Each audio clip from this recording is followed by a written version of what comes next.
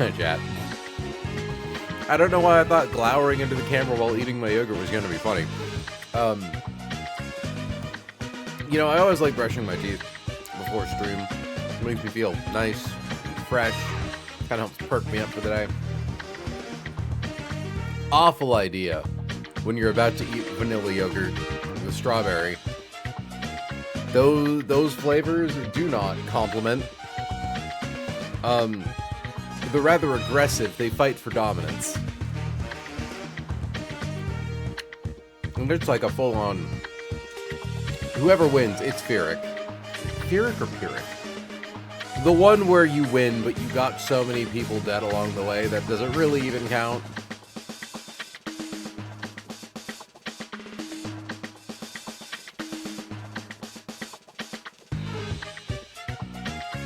Pyrrhic? Pyrrhic. Why do you brush your teeth and then eat? Isn't it counteractive? I mean, I'll brush my teeth again later. But I was like, you should brush your teeth first thing in the morning for clean breath. For feeling nice. Also, hi Tamara, welcome to stream.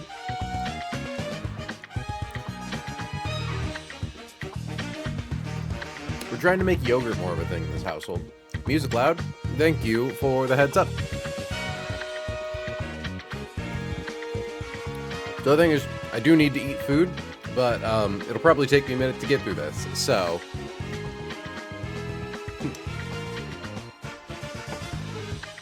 Let's just get things going. And I'll take bites as we go. Music is still pretty loud. Oh, my earbuds were turned low. Okay, that explains it. Because I'm like, it sounds like the normal volume. I don't know what would be loud about it. So normally I keep my earbuds set to 70, which doesn't actually affect how you guys hear the music. It just affects how I hear it. So I didn't realize that the video player volume was louder while my earbuds were down at like 50 instead of 70. So, excellent catch, wife. Chat, behold. I made it even more legible. You can actually fucking read shit. You can see the numbers. Anyway, what's in your sour milk? It is some strawberry and some peanut butter granola. I definitely like it with the strawberry chunks. I don't think I'm that crazy about the granola.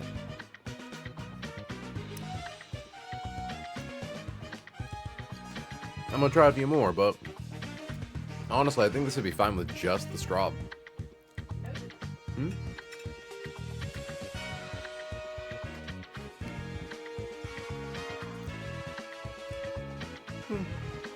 Okay, now, the peanut butter granola on its own with the yogurt is nice. I don't like it when I get a bite that has everything, though.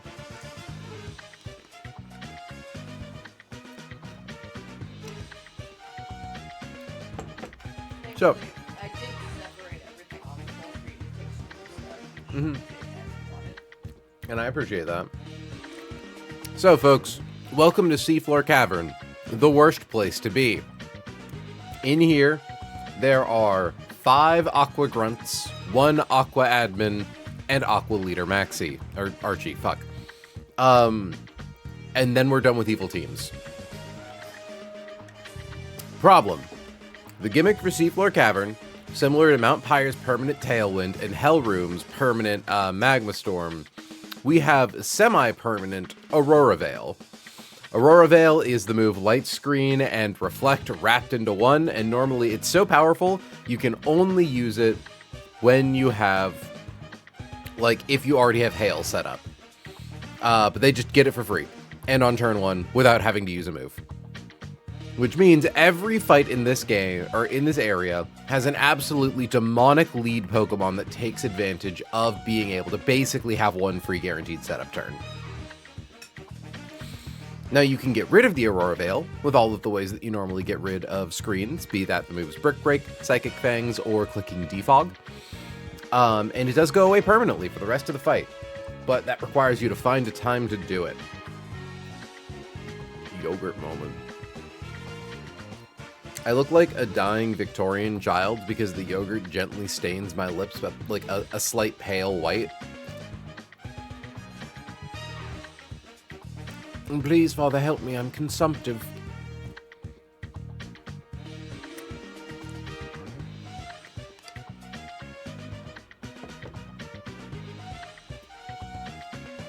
I have dedicated a lot of hours to figuring out this fight. And I had to recalc it like twice. Because my first line just kind of didn't work out. It had too high of a chance of Arcanine dying. Or just a chance of Raw losing Torterra. Very not good. And then my second line just flat out didn't work because I didn't know that Future Sight has some very specific quirks.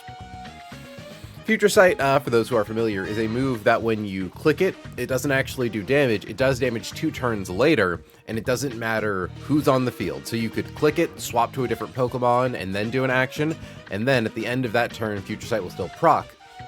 However, if you're holding a damage boosting item, Future Sight doesn't actually get the damage boost if the Pokemon that used it and held the item isn't on the field. It does get the boost if they are on the field, but I was relying on using Future Sight to do enough damage to this goddamn Alolan Executor so that I could kill it with priority moves so it couldn't explode on me. I no longer have that luxury, because Slowbro simply can't do enough to it with fucking 47%. So here's what we landed on. We need Torterra. We need Slowbro. We need Corviknight. We need not Arcanine. Yes, Arcanine. We need Roserade. And we need Noivern. Where are you, Noivern? So the neat thing about Noivern actually is it has the ability Infiltrator, which lets it just ignore the screens, but it can't like break them down for everyone else. So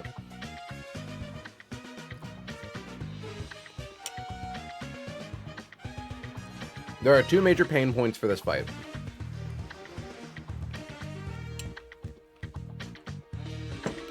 There are lead Kingdra and Alolan Executor. Now, Kingdra's problem. It has Sniper. It's holding a scope lens. It knows the move Focus Energy. If it clicks Focus Energy, all of its moves become guaranteed critical hits. Because it has Sniper, all of its critical hits do 225% damage instead of 150% damage. Behold the power of, okay, Draco Meteor does 63% to Roserade standard, but if it crits, oops, and it's guaranteed. Except, there are some Pokemon whom to be immune to critical hit. The other thing is it has Draco Meteor, a really powerful move that drops its special attack every time it uses it. But if a Pokemon crits, it ignores all of their stat drops, so it still kills Roserade all the same. It also has agility to make it faster than your Pokemon if you bring in like a fast guy. It's just very, very dangerous. Now, what I landed on is it has 8 Draco Meteor PP, 10 Octazooka PP, and we are Torterra. So what we can do is Kingdra starts, does 57% max with Draco Meteor, but Torterra is immune to being crit. Even if Kingdra gets guaranteed crits on all of its hits, we can't be crit, so we never have to worry about it. And its strongest move against Torterra is Draco Meteor. So it will spike its special attack into the ground, and now it's only doing 42% per hit. Aurora Veil's up. We are going to essentially Synthesis through the first 2 Draco Meteors, and then get off enough Giga Drains to get Kingdra below 50% max HP. The reason we're doing this is because once a Pokemon is below 50% max HP, it is incapable of switching out even if it runs out of effective moves. The only circumstance that doesn't guarantee that is if they're also like Perish Songed. They can still swap out for some reason if they're low HP and Perish Songed. Which was actually kind of originally the plan, was to rely on the fact that Kingdra would swap out or die to Perish. Either way. Aurora Veil's up. Now, the scary thing about Giga Drain is that if it crits, it ignores Aurora Veil. and it does a lot more damage if it crits. We want to make sure we don't accidentally kill Kingdra. Thankfully, Giga Drain critical hit max roll is only 45%.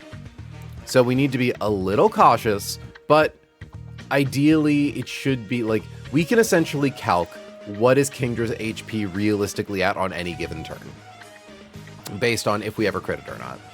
We would love to, for instance, hit a regular Giga Drain and then immediately hit a crit Giga Drain.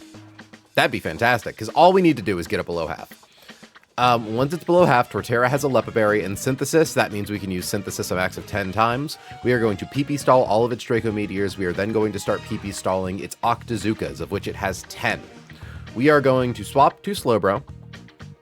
The nice thing about Slowbro is that it always lives 2 max roll critical hit Octazookas. So, we bring in Slowbro, we take an Octazooka, even if it's a crit. Slowbro is not going to be holding a Lepa Berry. Slowbro is going to be holding the Choice Specs. And Slowbro is going to click nothing but Slack Off.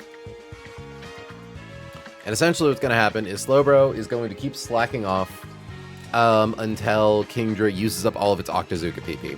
The annoying thing about Octazooka is that it can drop your accuracy, so it's kind of hard to, deal with that. But we're not actually attacking it. We're just, healing up. And even though Choice Specs locks us into using the last move, like, we can only use one move once we hit the field, it doesn't matter. All we need to do is click Slack Off.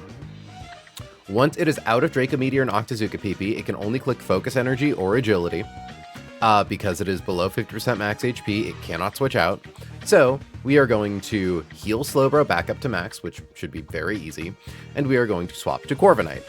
Corviknight is going to click Defog to get rid of the Aurora Veil. I'm just going to start clicking Smart Strike. Hold on a second.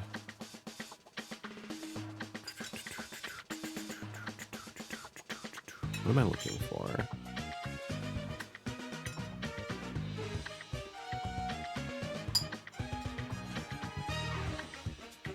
Hold on. Just realized. Yeah, my notes like broke towards the end of last stream for some reason. And I'm not sure why that happened. I think so. If we, there we go. Okay. Yeah, no, it like crashed and like it broke off of my my stream deck. I don't know what that was. But yeah, Focus Energy has 30 PP, Agility has 30 PP. We don't need to worry about Kingdra stalling itself out. Smart Strike, once Aurora Veil's gone, does 12% per hit.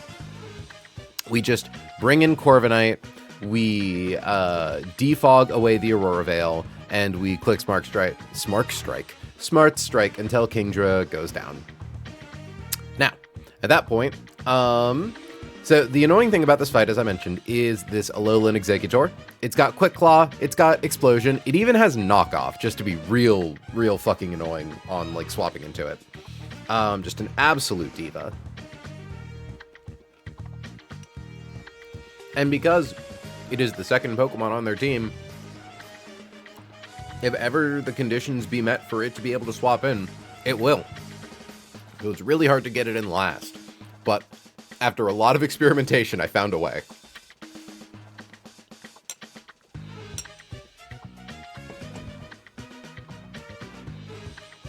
So, by killing Kingdra with Corviknight, Exeggutor is slower than Corviknight, and its highest damaging move is Knockoff at 30% because it doesn't see Explosion. Honchkrow sees that it does like 39% with Superpower. Boo-hoo. Magnezone sees a guaranteed one-hit KO with Thunder. Problem, Magnezone has Magnet Pull, which means if you're a Steel type, you can't swap out. Unless you're holding a cheeky little Shed Shell. So, Magnezone is faster than Corviknight. It's the first thing that sees a fast kill, and it even sees it from max HP. Magnezone hits the field, tries to Thunder Corviknight. We swap back to Torterra, who should be at full HP after fighting Kingdra. We blank a Thunder. Because we threaten a one-hit KO with Earthquake, it never clicks Mirror Coat, so it always has to click Flash Cannon. As established before, we cannot be crit. The secondary effect of Flash Cannon is that it can drop our special defense, I believe. Let me double check. Oh, you guys can actually, like, see this now. Yeah, can lower your special defense. Thankfully, The first two Pokemon in the field, or in their party, Exeggutor only has physical moves, and Honchkrow only has physical moves. So, it doesn't matter if our special defense gets dropped. Flash Cannon hits us, does 35 to 40%. We KO with Earthquake. Exeggutor sees its highest roll is Wood Hammer at 48.9%. Not enough for Flash Cannon to ever bring us down into that.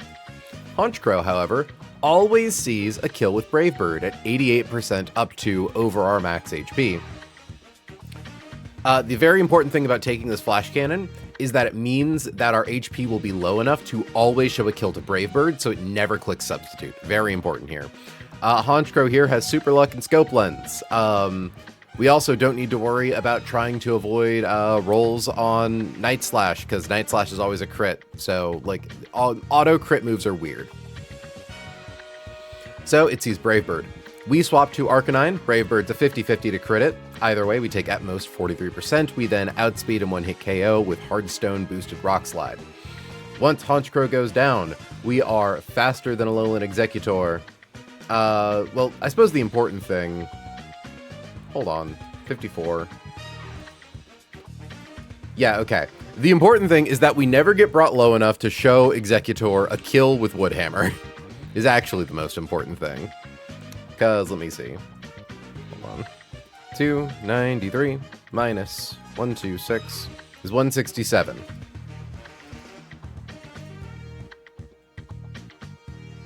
Ooh, hold on. The max roll and low kick is 178. Wait.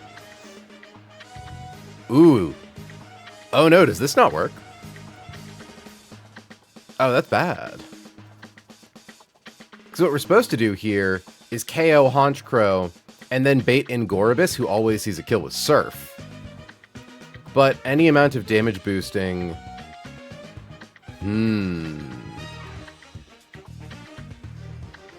Well, that's not great. Okay,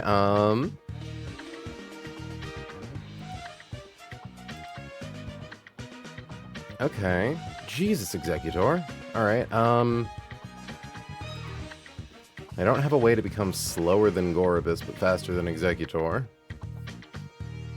Okay, well, I'm glad I caught this. I'm genuinely considering... Because what I could do, with no Hardstone, and like a maximized attack IV, the recoil he takes from any roll on Brave Bird, plus Rock Slide, should be enough to kill.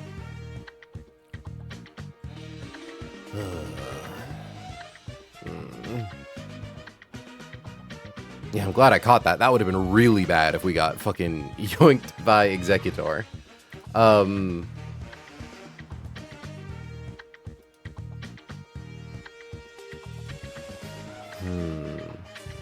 Because if we give Arcanine, like, leftovers and maximize its attack IV, we should be able to heal out of the range. We're like... Oh, well, hold on. I guess I could actually check if there's an amount of HP where it's like, critical hit Brave Bird always procs a Citrus Berry, and then non-critical hit Brave Bird doesn't kill us. Because, I mean, like, all we need to be is above... Well, even then, we would still need to maximize our attack IV. Fuck me.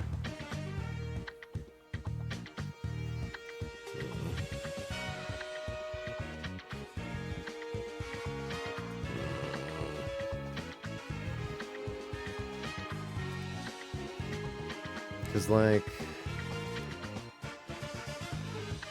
I'm trying to think, like... We don't really have a guy we could pivot into here. Which is problematic. And that Brave Bird crit is a 50% chance. Yeah. 293 minus 126. Because the thing is, we want to get Gorobus in for a slow kill, but if our HP's too low, then we get an Exeggutor for a slow kill. Why does low kick do so much damage?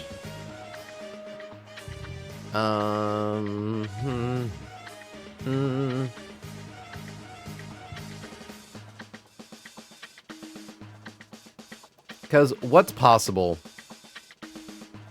We need to get Executor in last is the thing, right?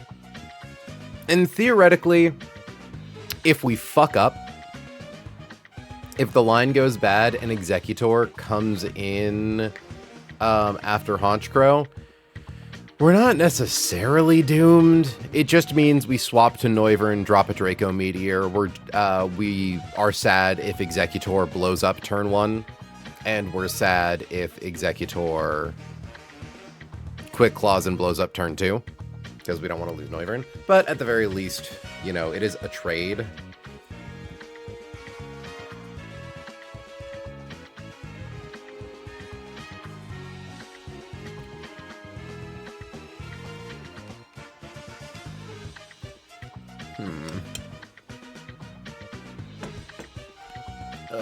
I don't want to have to use a heart scale in Arcanine. Like, I kind of want to, because Arcanine's really good, you know, but... fuck. We have to be, like, really scarce with our heart scales these days. Oh, you definitely can't see this spreadsheet all that well. But, let's see, where's heart scales, rare candies? Yeah, like, I think we're holding 6 right now.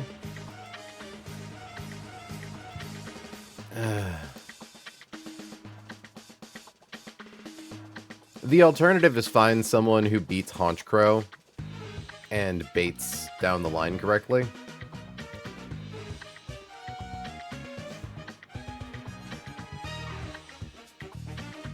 But I just don't know if we have that guy.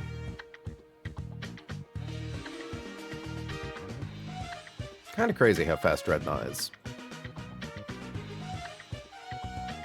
But unfortunately, the only way we could boost its speed is with Choice Scarf.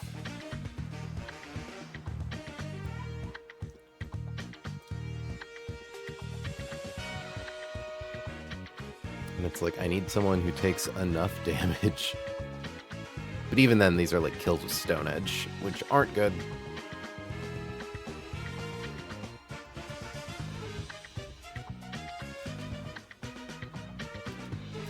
It's like, Arcanine, buddy, can you learn an Ice-type move?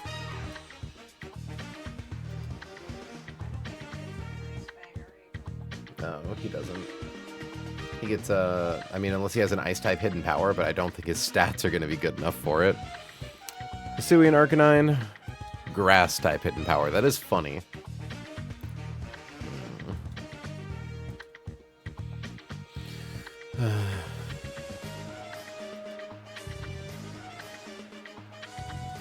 Okay, let me even confirm if the leftovers line works, right? So assuming we take critical hit max roll.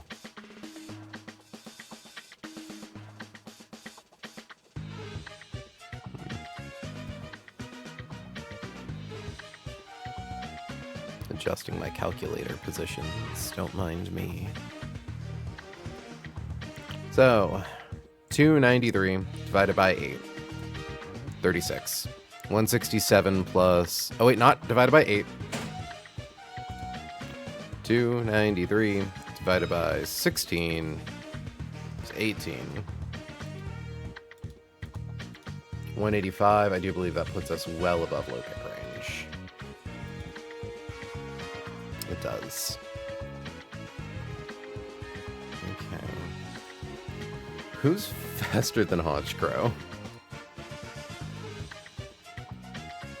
A lot of guys. But unfortunately, all of the ones that are, like, weakest to Brave Bird. I mean... Togedemaru?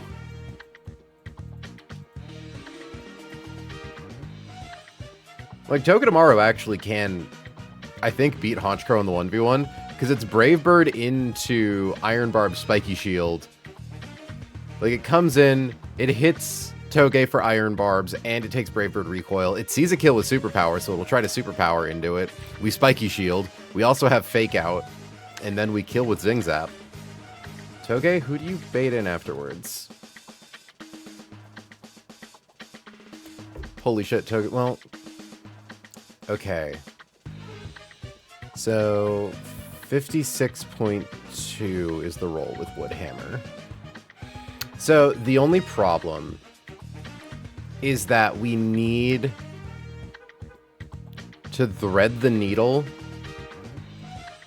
to where Gorobus always sees a kill with Surf, so we need to get below 61.2, but stay above 56.2, which does not seem like a particularly generous range. Though, I mean, how little damage does Brave Bird do?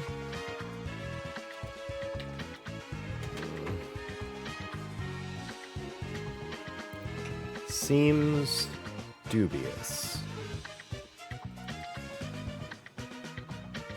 Yeah, it's like giving Togedemaru a freaking poison jab. Not gonna be able to outdamage a Alolan Executor.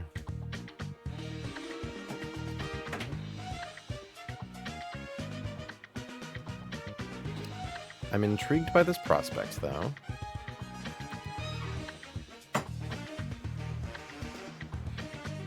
Because essentially, if we have more than 72% max HP...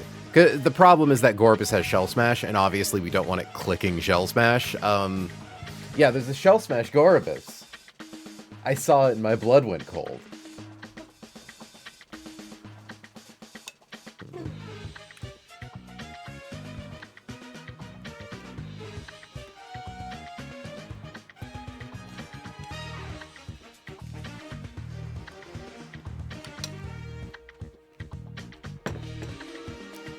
Like, we potentially have the option to try to get Crobat in. What shell does Gorbash even smash? Her little clamshell bra. Like, is Game Freak trolling? No, like, hold on.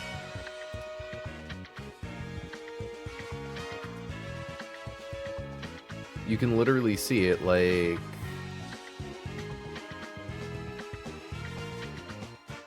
So many fucking optionals. Like, right there. She's got a little bra. And those are two shells. Which does mean she goes tits out to kill you. And honestly, big ups, Queen.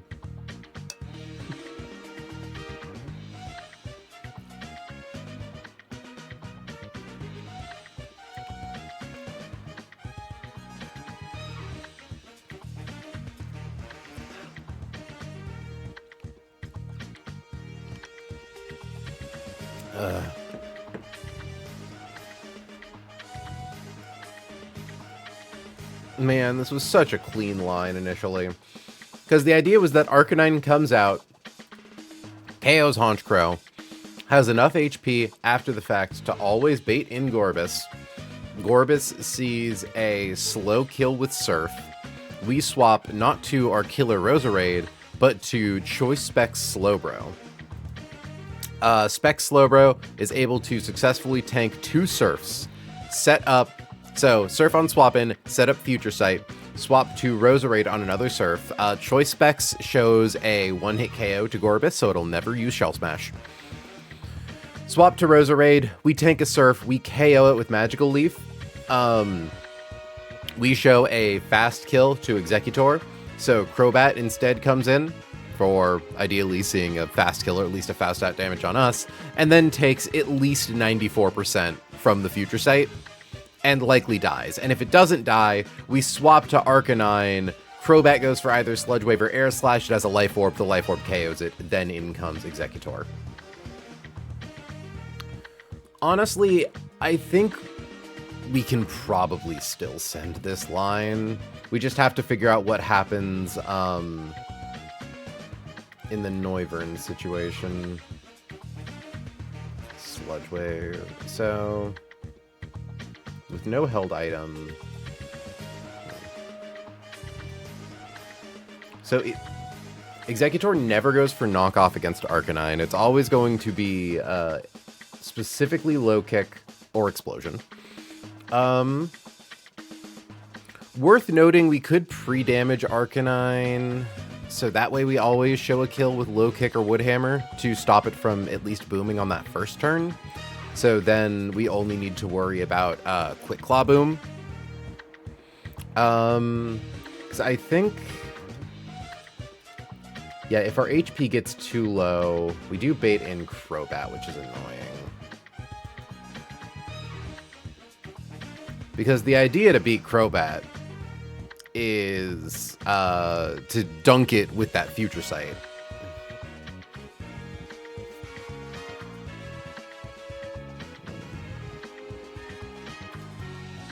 Because, like, okay, let's assume we get Noivern up to 89. And we come in on critical hit, low kick, and critical hit knockoff. That's like 60%, yeah. 226, sorry, 266 minus 102 minus 63, 101, yeah, well within Sludge Wave range.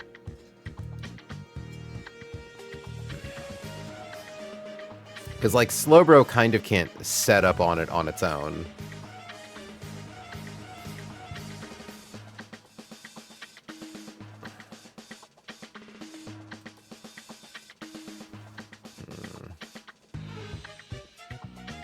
Like, if we have enough HP, then what happens is Gorobus sees, should see Ice Beam into Noivern. Which that's just like a pivot to someone threatening. You know, like, at that point, that would be pivot to Arcanine, pivot to Slowbro, we're back online. Given this is only bad if Executor, like, double crits, which is already only a thing that happens if Arcanine gets crit. The line has contingency.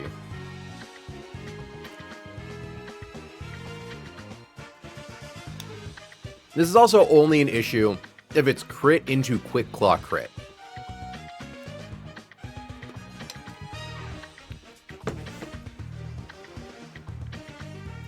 Because, like, if we're level 89, knockoff into low kick only does a max of 40%, which is never Sludge Wave. So it would be Gorobus. Swap into Arcanine on the beam. Swap to Slowbro, set up Sight.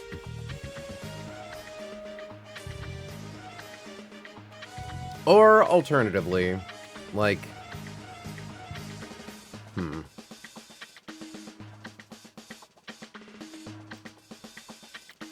No held item. It's the fact that Arcanine resists Brave Bird just a little too well.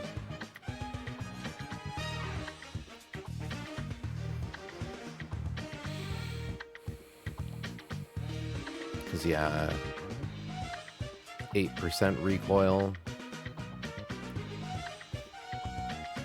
Because I think Brave Bird is 1/3 damage dealt. Here, I'm gonna really quickly. Where's the inspect element for color?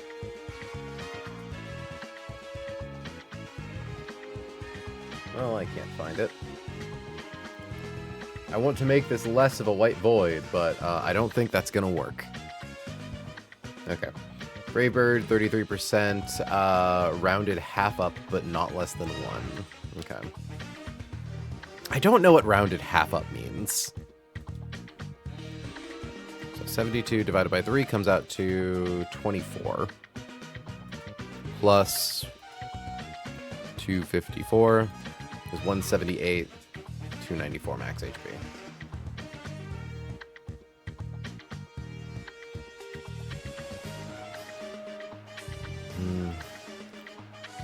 I think the line is good enough to send.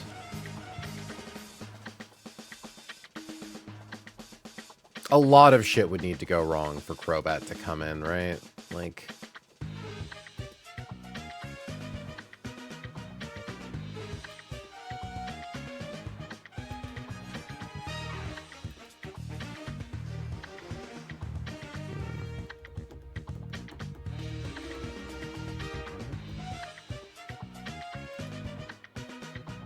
I'm like, okay, it goes for Sludge Wave KO.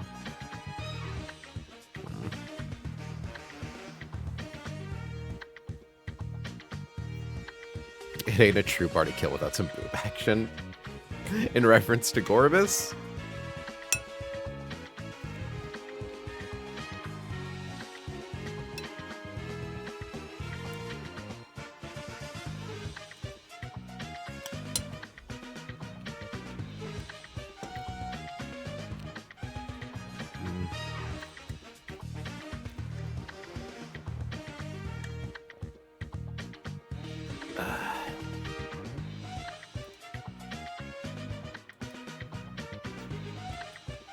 Because, like, also, what even is the crit range on Brave Bird that puts Arcanine at risk? So, assuming we have 293 minus 126, drops us to 167.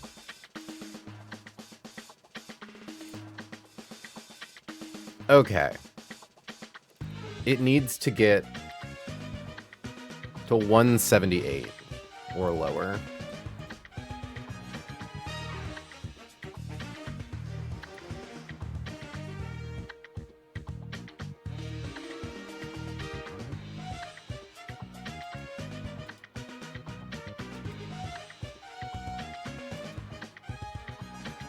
So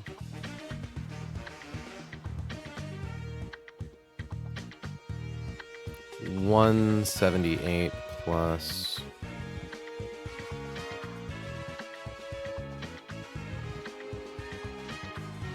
wait, what am I doing? It would be 293 minus 178 is 115. Okay, so it's about half of all critical hit Brave Bird rolls. So it's about a 1 in 4 chance for the Executor line to happen. It needs to... because Brave Bird, again, is a 50-50 on if it crits or not.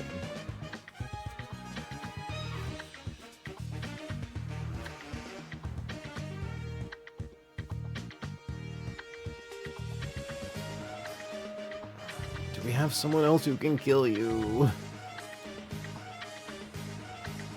Aerodactyl, why are you so weak to Brave Bird? You're a rock type.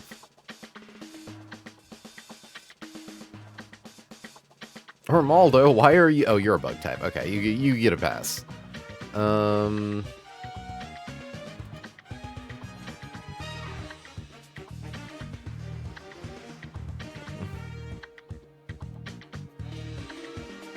It's like all of my fairy types can't swap in on it. I don't think Togekiss can. Yeah, no.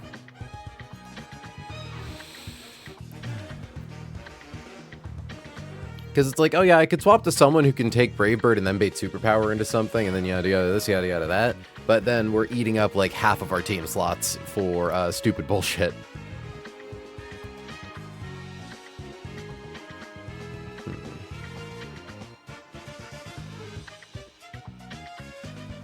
Slowbro actually takes very little from Superpower. But I don't think Slowbro can prevent substitute setup. Because I am wondering, like, okay... no, critical hit Brave Bird does too much damage, right?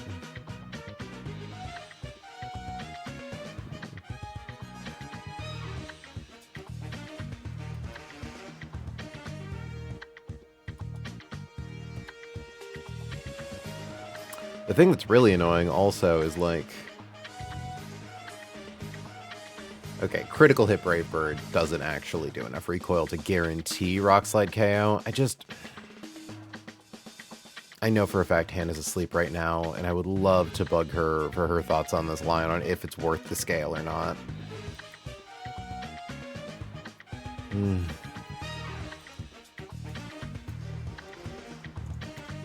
You awake, trying to judge if it's worth it to use a scale or not. I could also take it back to the lab, start from the beginning, see if I can't do something different, but I don't wanna. Like, this was really fucking clean.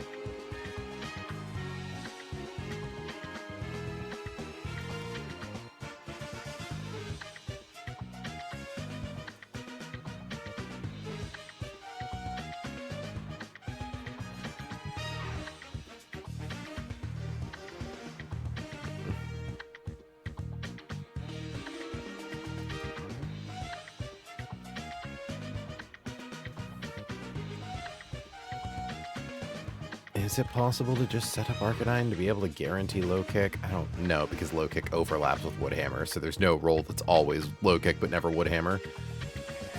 And risking a Woodhammer increases our odds of potentially getting Crobat.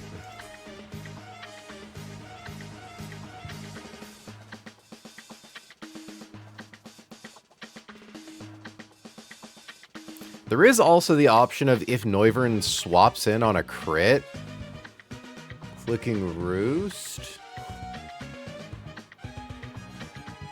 It becomes dangerous, but theoretically roosting up to have... Although, wait, roosting means we take more from low kick. Fuck. But it's not clicking low kick, it'd be clicking knockoff.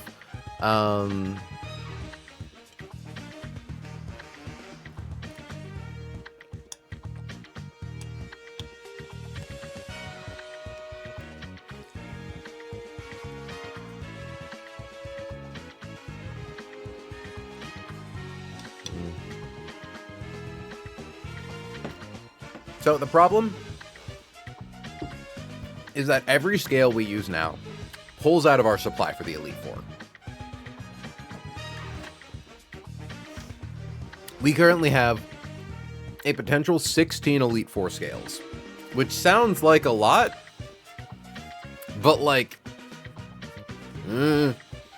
and each of those scales, like, some of them can be justified early, right? Using a scale on Sneasler makes sense because Sneasler is likely to be an Elite Four Pokemon.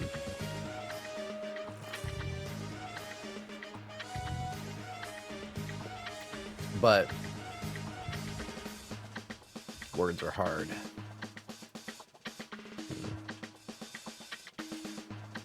What's the min roll on Brave Bird? 54. Just gonna look at the Togedemaru version again. I think that's funny. Link 217. Oop. So we would need to have 133 plus 54, which comes up to 187. But then if we lose 96, we go down to 91, which means Woodhammer. Actually, it probably even means knockoff if we give Togedemaru an item. Though we don't necessarily need to.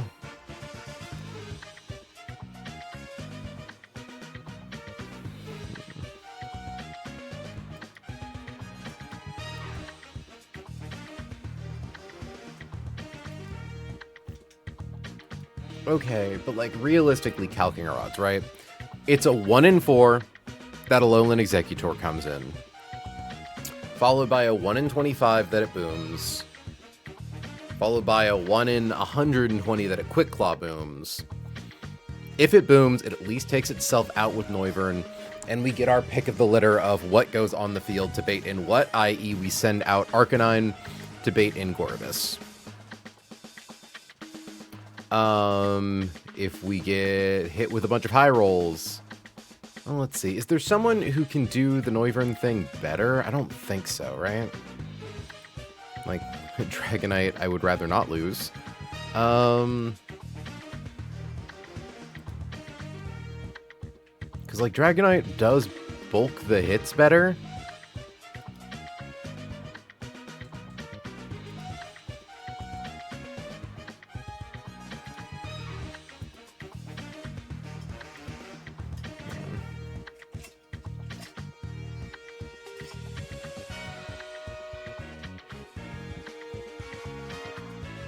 Do I like Dragonite for this more?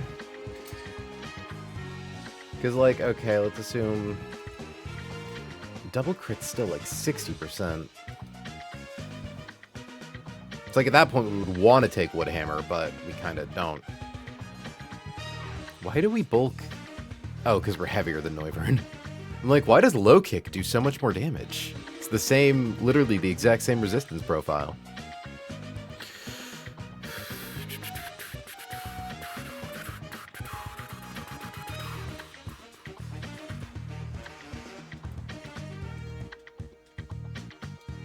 We could risk Togekiss. The only problem is the Togekiss is, like, guaranteed to bait in Crobat. So actually, this isn't a good option at all.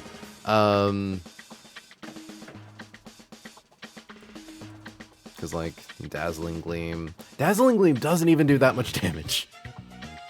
Fucking insane.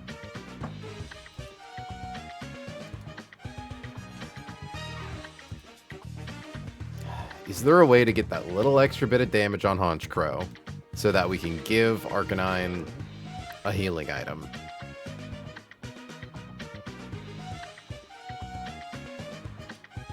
The answer is no, and I know that it's no, but I want to believe.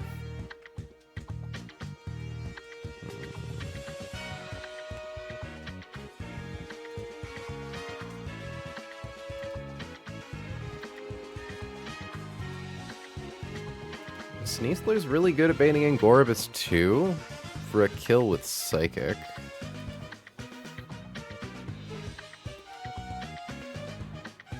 It's also showing a kill to most air slashes on Crobat.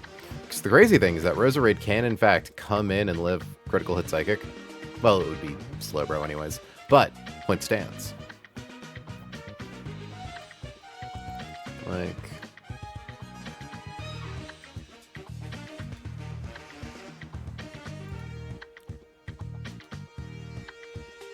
Because obviously, it can't come in on Brave Bird. But it could totally come in on Superpower.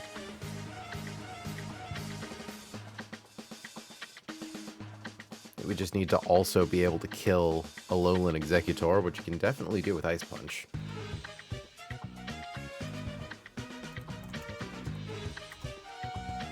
Oh yeah. But like, Wood Hammer does so much on a crit. And Superpower does at least 50%. And also, we probably paid in Crobat anyways. Because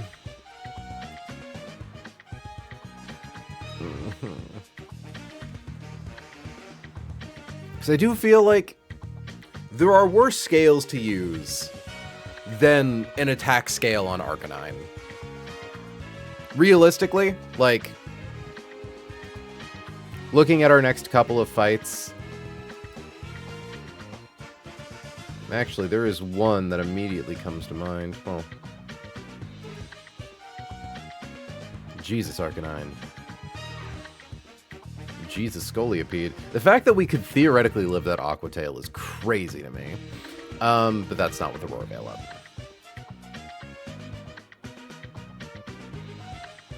Can you do that with Charcoal? You can do that with Charcoal. Fucking nuts.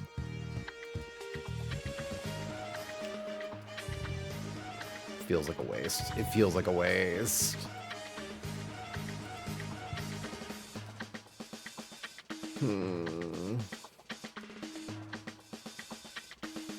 I need to make my own decisions sometimes.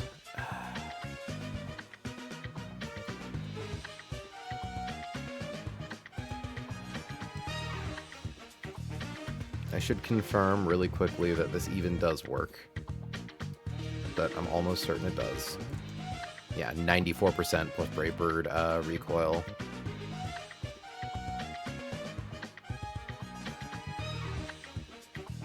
Let's just hold leftovers. So that's choice specs on Slowbro, leftovers on Arcanine. Which is good.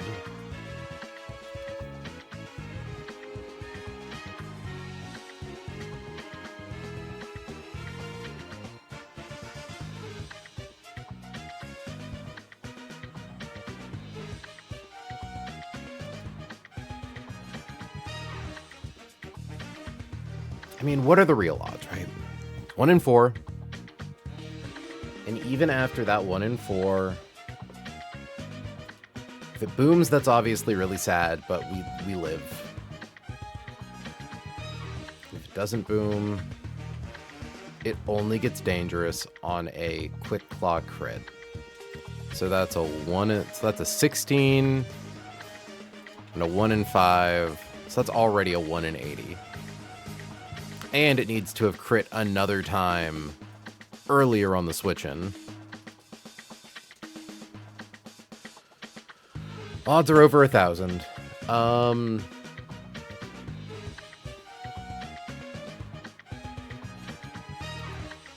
I think as long as low kick doesn't crit, like, we're fine if knockoff does, right? 266 minus 102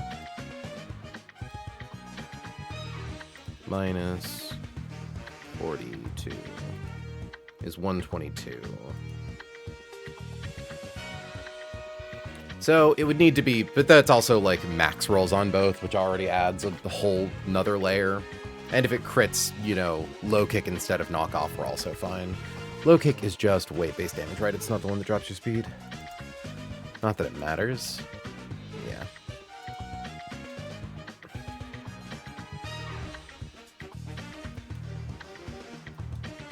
I think I like this. I think I'm fine with this.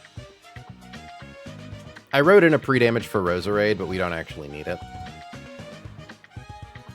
Yeah. I think we just want a nothing on Roserade with an Asperberry.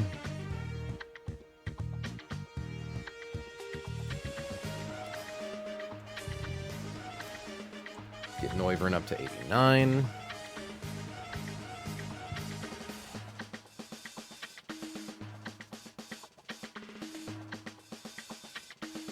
Yeah, I think we send it.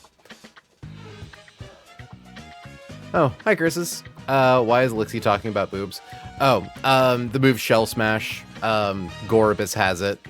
And Daggerman was like, what does Gorobus even have to smash? And, like, got her little, like, shell bra. Oop. You see? So she just fucking tits out. I love women. Real moment.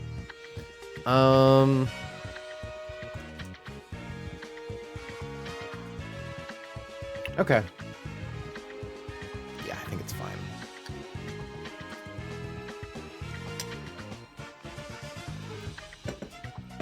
Because the thing with Executor is like,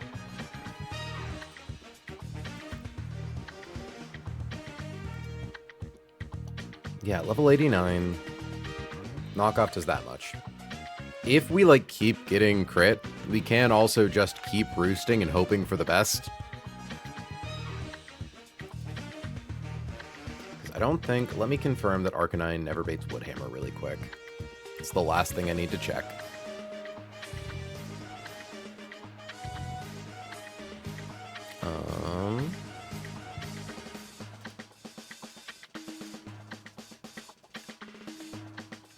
Critical hit Brave Bird does 126.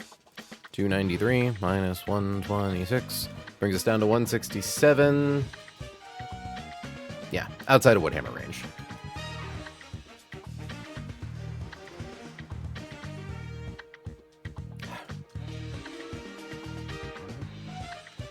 It's fine. You have to learn to accept risks sometimes.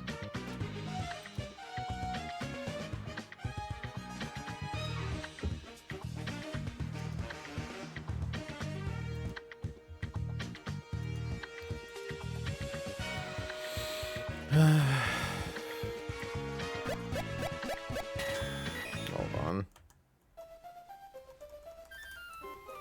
I think it's worth it to scale Arcanine,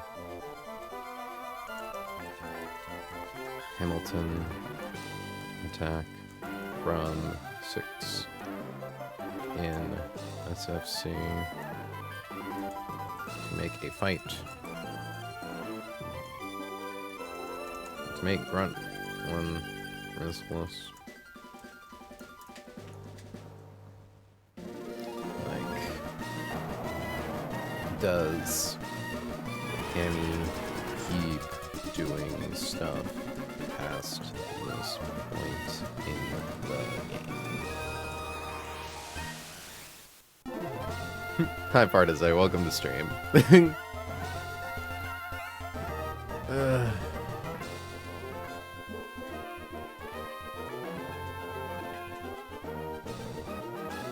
We're gonna be fine. We can literally get the squad set up and then figure out what we want to do from there.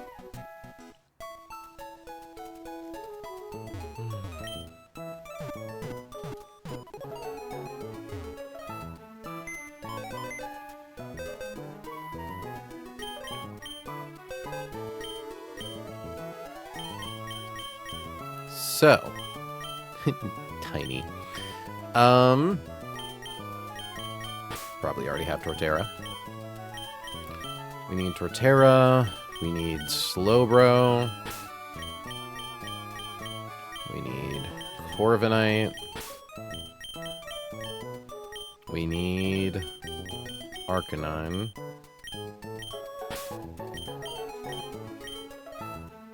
Sack is greater than scale. Okay.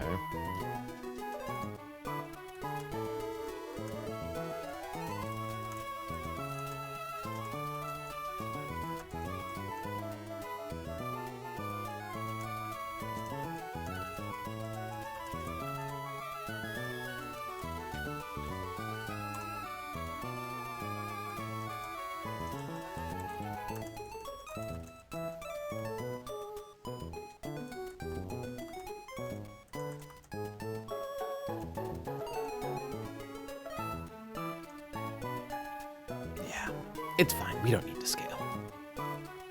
Famous last words. I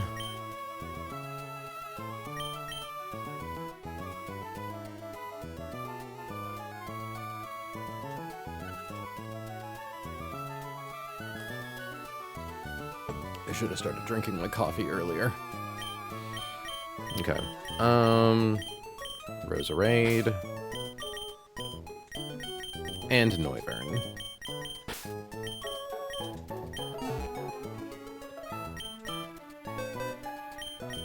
That,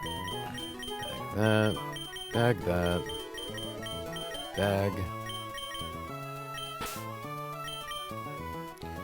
You're going to have that later, but I'm bagging it anyway, so I don't, like... I gotta remember to check everyone's items. Okay.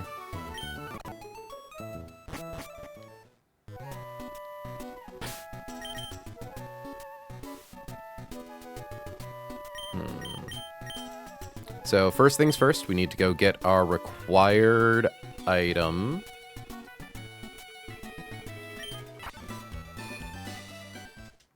Because it's like, yeah, if we give Arcanine Choice Band, then it just always baits an Exeggutor. Well, no, it would bait in Crobat. And we should be able to beat Crobat. And then it would bait an Exeggutor. But then we don't even have a chance to get the ideal Gorbis line.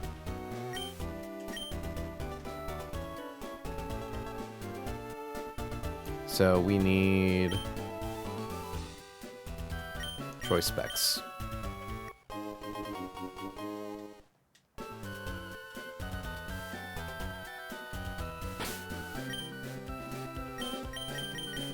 So Torterra needs a Lepa Berry. Kalen needs the specs.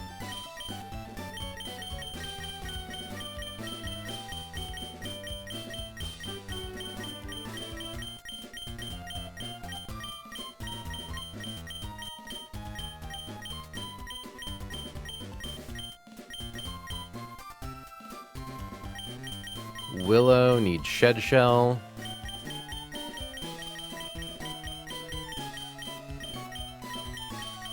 Did I skip it? Nope. There she is. Hamilton needs the Hard Stone.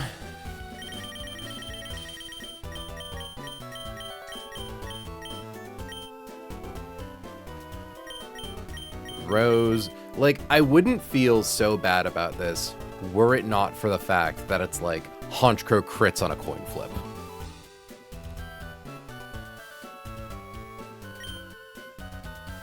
Oop, sorry. Roserade gets Asperberry.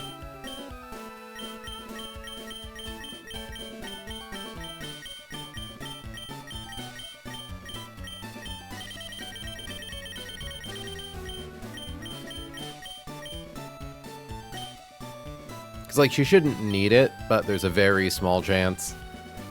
Again, if things go wrong with like Crobat and all that, if we need to, once we KO Crobat, swap Roserade in against Gorobus.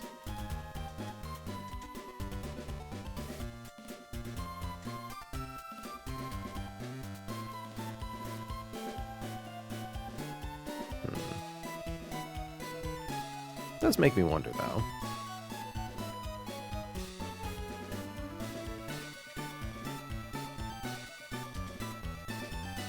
Roserade.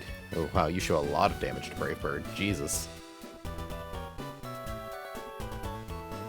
Cause like, May, please avenge me. What do you mean avenge? What happened? Oh no, did you wipe? Or are you just like doing the early game of PK? I died to Grunt 2? Oh, in Seafloor Cavern. You died to Grunt 2. Oh boy, okay. Oh, because that guy's reputation wasn't already scary enough. I was literally talking to Mintmod about this yesterday, how it's like, I know like every big streamer had their line go wrong during Grunt 2.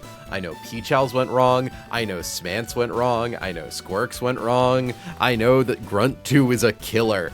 And his scale was me. I do have some pretty good ideas. So actually, Sour, you're here to consult. So we realized that there is some risk in our line, where if Honchkrow crits Arcanine and gets in like the top half of rolls, we bait in Executor early, which is spooky. But it basically just means we have to fight it with Noivern early. And that only becomes risky if Noivern swaps into a low kick crit and then takes crit knockoff. It's realistically, it's fiction.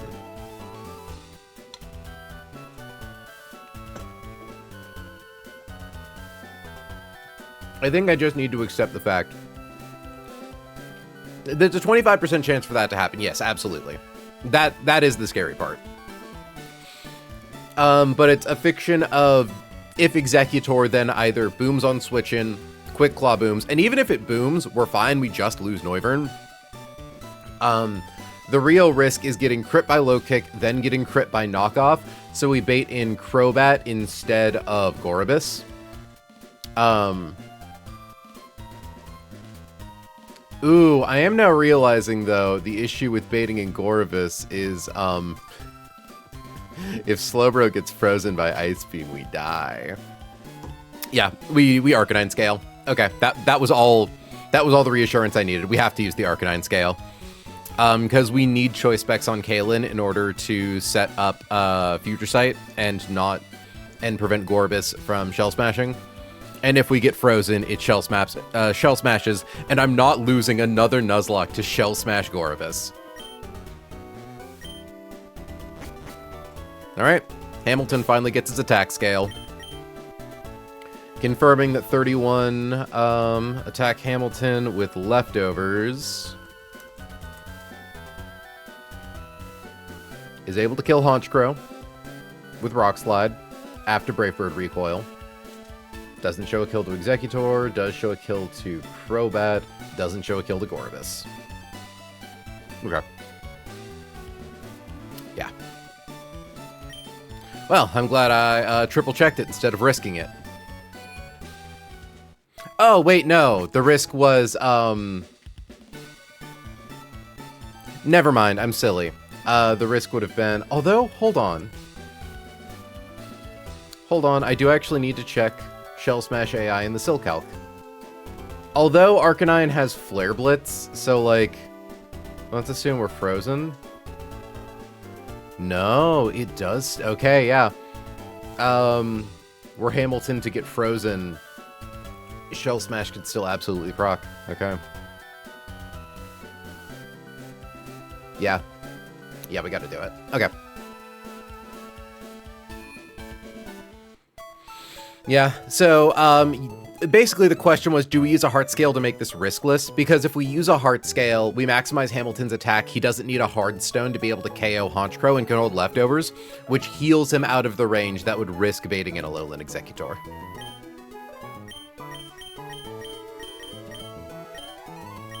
How many scales do I currently have?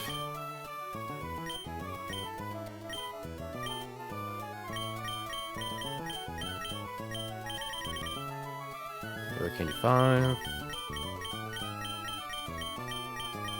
Heart scales 7. It's borrowing a loan out for the future.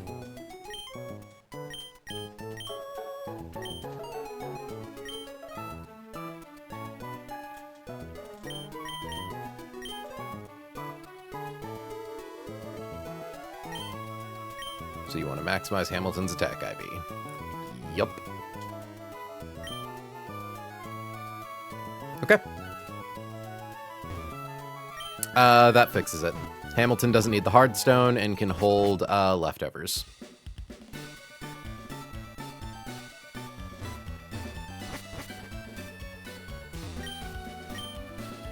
Oh, I guess I already have leftovers. Perfect.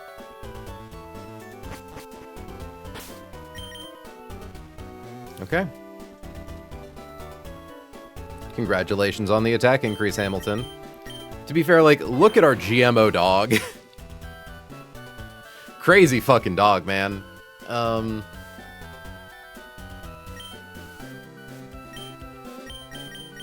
line that is only possible because he has plus defense.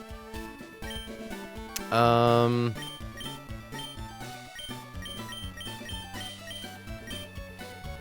leftovers.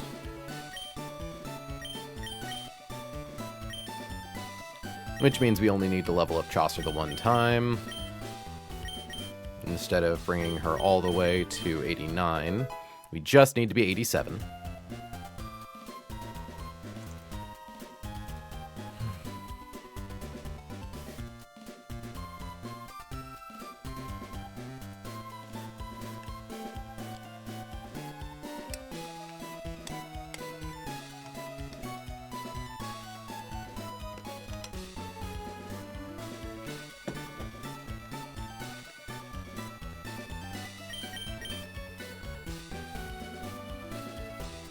Okay. I don't think we need to level up Roserade at all. Don't even need a held item. Yeah, Magical Leap just fast kills Gorobus. Nice. Okay.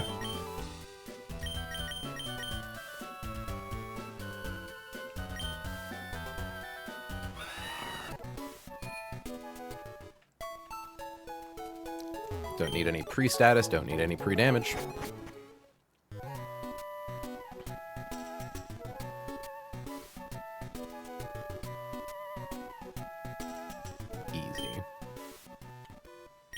Repellent is deactivated. Repellent is activated.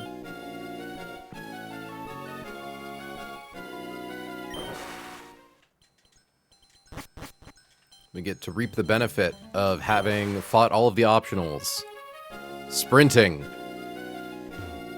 God, I love being able to run on the water. It's so fast. Okay, then we go down here.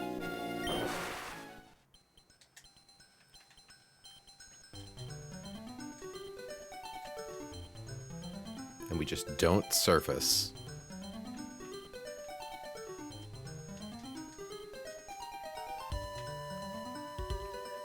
We simply do not surface. I can't believe I had to recook this line 4 fucking times.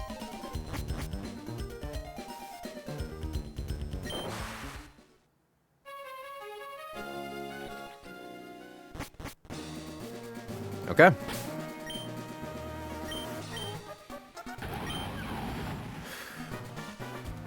Confirming. Yeah. Rock Slide does a lot of damage. 278 plus 94. 72, as we established, divided by 3. Comes out to 24. Plus 274 is 198. It is barely exact lethal. Lepaberry, Wood Hammer, Giga Drain, Earthquake, Synthesis. Choice Specs, Psychic, Future Sight, Seismic Toss, Slack Off. Shed Shell, Defog, Smart Strike. Leftovers, Rock Slide. Asperberry, Magical Leaf. No held item, Draco Meteor.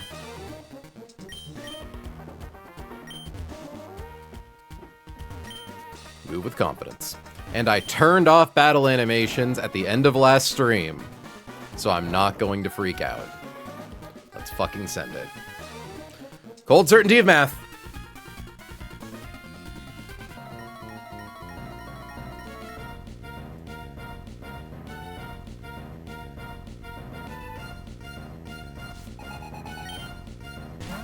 Out comes Kingdra. Out comes Turtle.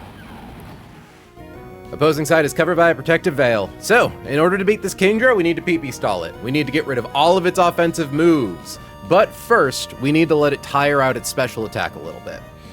Because we are crit immune, we don't need to worry about Draco Meteors dropping its special attack and then it critting through it anyways. So, we are going to click 2 Synthesises. It has 8 Draco Meteors. That was the first one. Special attack is currently at -2.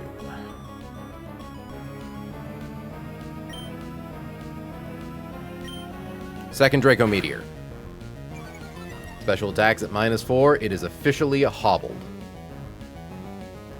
Now, Aurora Veil is up. We just need to use enough Giga Drains to get it below 50% max HP. A high roll crit Giga Drain does 45%. So what I'm going to do is track the highest possible damage we've done and the lowest possible damage we've done.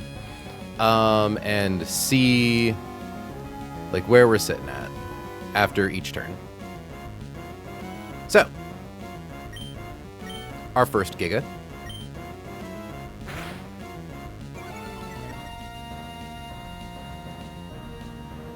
That was the third Meteor.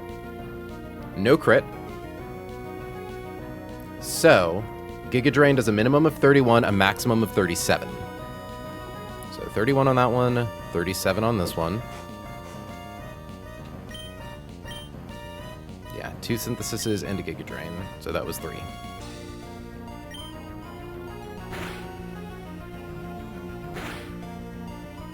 Okay. That was another Draco. Plus 31 equals 62. Plus 37 equals 74. It is 248 HP, so 50% of that is 124. So we just need to get to a point where it's consistently at 124 max HP. Giga Drain.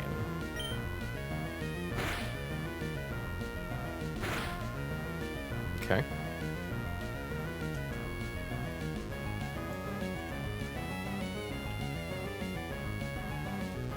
$93, 111. Okay, so I believe the next hit guaranteed gets it there.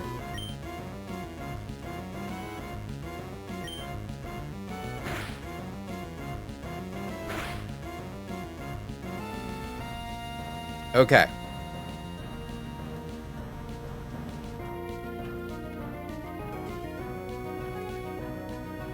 Yeah, that's definitely over 50%.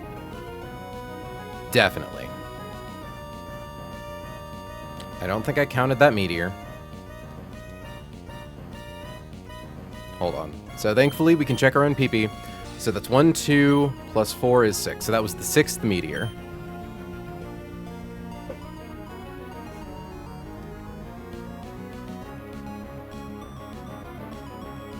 Although I am curious. So highest roll is 148. Critical hit Giga Drain right now would do a max of 112. 260. That would kill. Okay, yeah. Can't risk it. We did over 50% max. Okay. Synthesis time.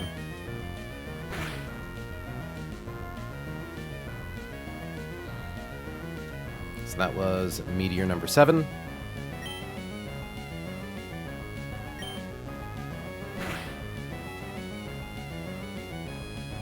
Meteor number 8.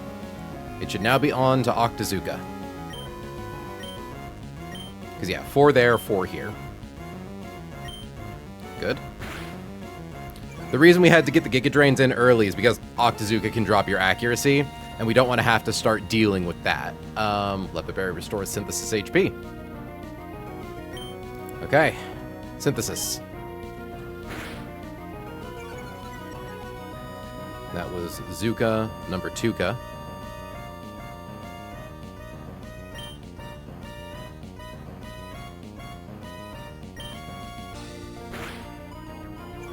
Another one of those things. Damn, okay. Bro really does not want me to have accuracy. So that was the 3rd Octazooka. Confirming we have used 8 Synthesis PP. Wait, no. 5 plus 2. 7 Synthesis PP plus 4 Giga Drain. 7 plus 4 is 11. 8 Draco Meteor plus 3 Octazooka is 11. Okay, yeah. Synthesis.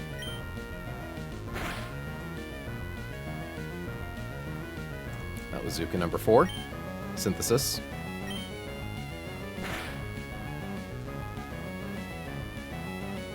Zuka number 5.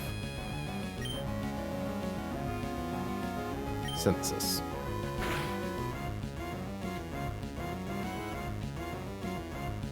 Okay. So 4 plus 10 is 14. 6 plus 8 is 14. My tracking is correct. Okay.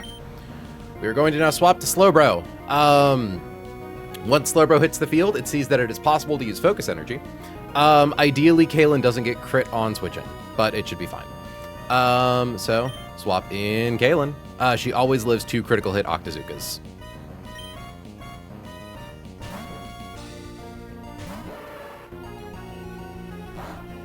Nice. Okay. 6 goes to 7. And we click Slack Off. Focus Energy.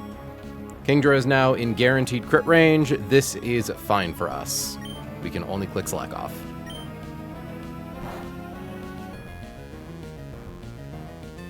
That was the 8th Octazooka.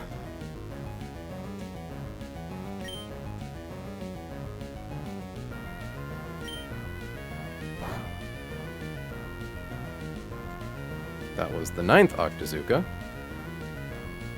And this should be the final Octazooka.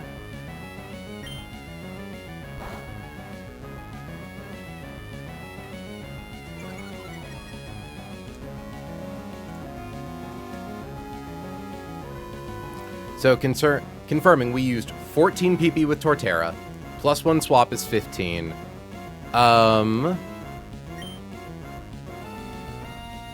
19. Yeah, that counts for 8 Draco Meteors, 10 Octazookas, and 1 Focus Energy. Okay, so it should now click kind of whatever move. We are going to swap to Willow.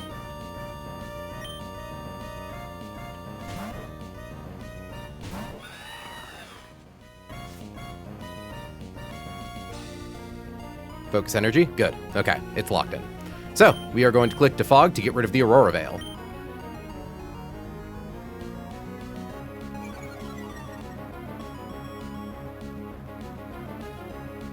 We are now going to slow kill it with Smart Strikes.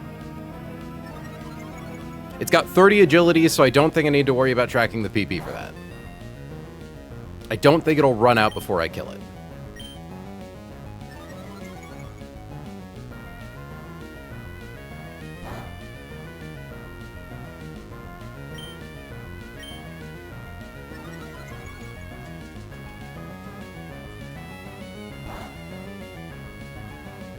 Alright. Gonna KO Kingdra, and in should come Magnezone, seeing a fast one-hit KO with Thunder.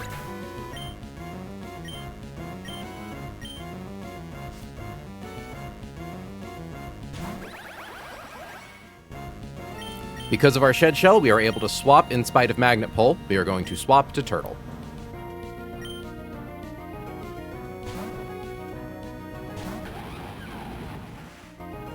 Thunder.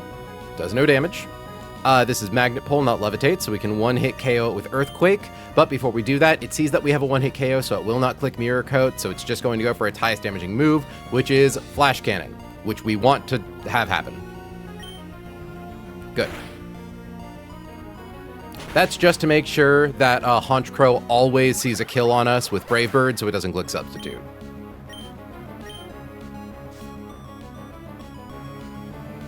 In comes Haunch Crow. Chat, I really want to see this Haunch Crow get a crit high roll on Hamilton, just so that way it justifies us spending that heart scale. Send in Hamilton. It's going to go for Brave Bird. It's a 50-50 on this crit. 181. Wait, okay. Because we're going to recover. 181. Hold on. 3 points above low kick range. We didn't need it. Oh, well. What's a girl to do? Rock Slide. Rock Slide is what a girl can do.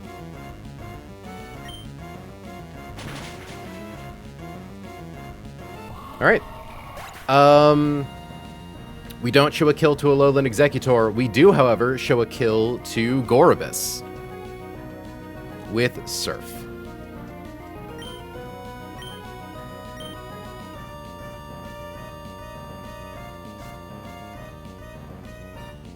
Okay.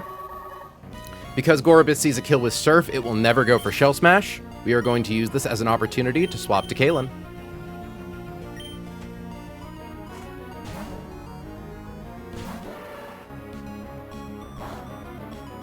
Okay.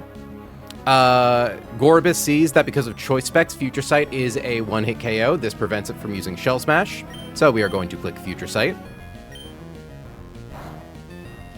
Critical hit is fine. We still only show at highest damage with Surf. Okay, it is going to click Surf again. Shocking, I know. And we are going to swap to Roserade. Roserade is going to take a Surf. We get a fast one-hit KO with Magical Leaf, and we show a fast one-hit KO to Executor in the back, so it is always Crobat in next.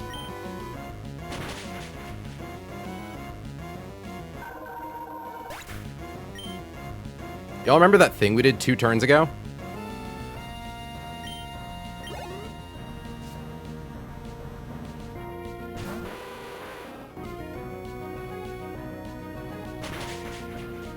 Lamau. Fuck that guy. Fucking hate me at Crobat.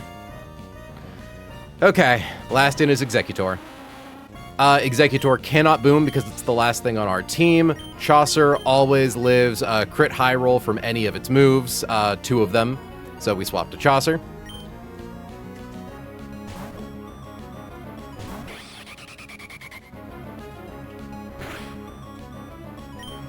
Draco Meteor.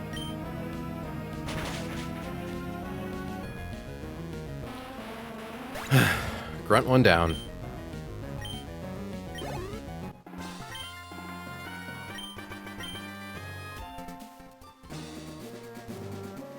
You see this guy up here? You see this freak? Scariest grunt in the whole fucking hideout. Maybe. I don't know if he's the scariest, but like he's a run ender. But hey, we got past 1, and all it cost us was a heart scale. It's fine. It's fine. I have really good Pokemon. I have really good Pokemon that don't need an abundance of heart scales. So I'm gonna get really far up here before surfacing. Like really, really far up here. I remember what the area looked like when we went under, so I know where it's safe to surface.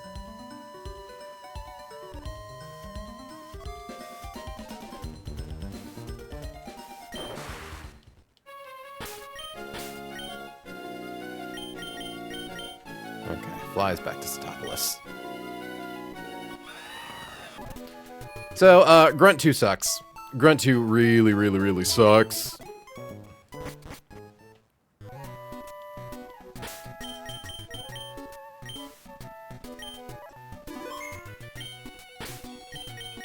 Yeah.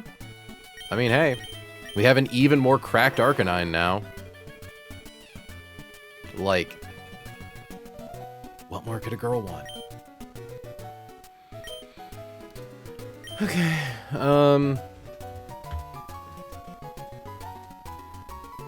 let's go to the next one. So that was supposed to happen like a half hour ago. We were supposed to be done with that fight a while ago.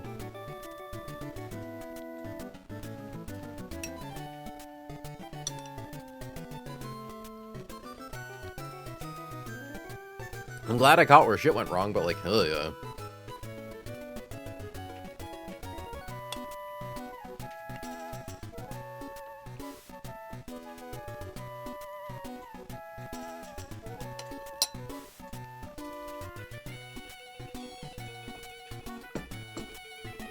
So this Swampert is the devil.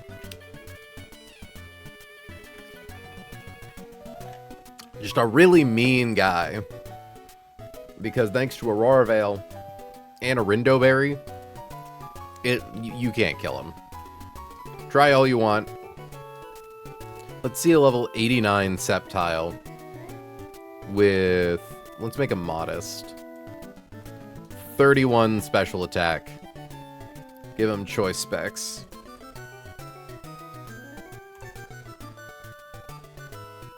Set him to 1 HP. Teach him Leaf Storm. You know, I'm honestly kind of surprised. You go, Sceptile. You fucking kill that guy. But I would like to acknowledge it requires one of the strongest, like, the strongest Leaf Tornado in the game, or Leaf Storm in the game, to be able to one-hit KO this guy. The issue is just that, like, can you do it without being modest, actually? Okay, damn, that's really annoying, actually. We could totally do this if our Sceptile wasn't minus special attack, I think. Can we do it anyways? Wait.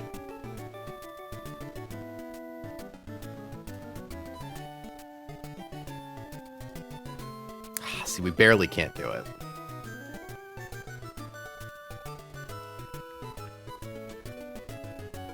Kind of impressive, though. Honestly, you go, Sceptile. It still cost 2 scales, and considering how aggrieved I was to use the 1. So, yeah, the problem with this Swampert is it's got really weird moves, and it's got Stealth Rock, and you need to get rid of Aurora Veil. It's the whole kit and caboodle. It's the kitten caboodle. The fucking kittens, man. I looked at a few angles on how to beat it. Also, Pio, I don't know if I said hi to you yet, and if I didn't, hi, Pio, welcome to stream.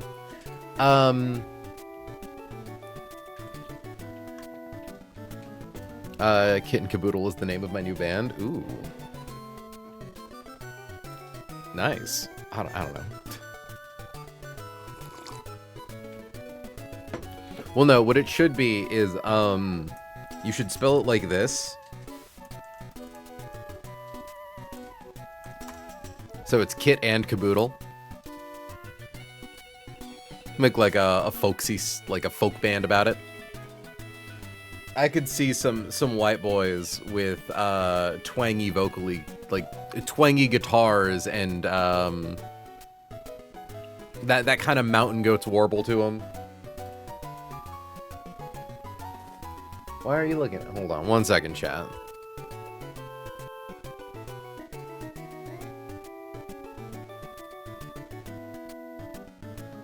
Chat, my wife is suffering. My wife really does not want to have to get... She doesn't want to have to beat the Pantheon of Hollow Nest, but she really wants all of those Hollow Knight achievements. Because I love this game. Have you beaten Absolute Radiance yet? No! I've gotten her to phase 2 a couple times of her 3 phases. Unfortunately, that does mean you're getting better. Unfortunately, phase 2's the hardest.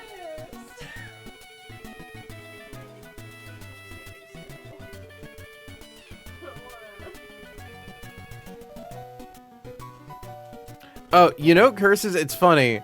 I think by saying Kit and Caboodle, I kind of forgot that Kit and Caboodle is the phrase. You know, I'll be honest. No, Tamaru, I haven't beat Silk Song yet. Act 3, I've got like 1 boss between me and the final.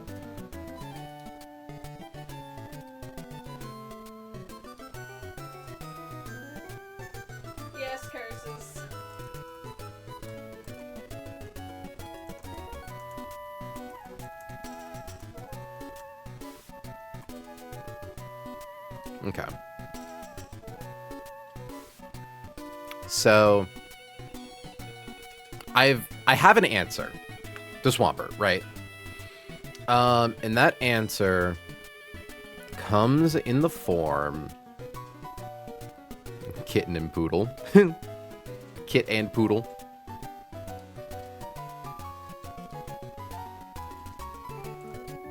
Out of curiosity. Choice mix. Okay, you do it. You do it. So the problem is that Swampert has a Rindoberry, and again, Aurora Veil. What I kind of landed on, is that this fight might require a sack, which for one of the top 10 hardest fights in the game, that's a pretty worthwhile, thing. And it's also, it would be a sack of Kabutops. The most guy Pokemon of all time. Okay, well, he's not a guy, but you know, like, he's the most guy of all time. So what would essentially happen is at level 89, I confirmed we can teach it Brick Break. Kabutops has Rapid Spin. So, turn 1, Swampert sees a slow kill on us with Earthquake. We have Brick Break.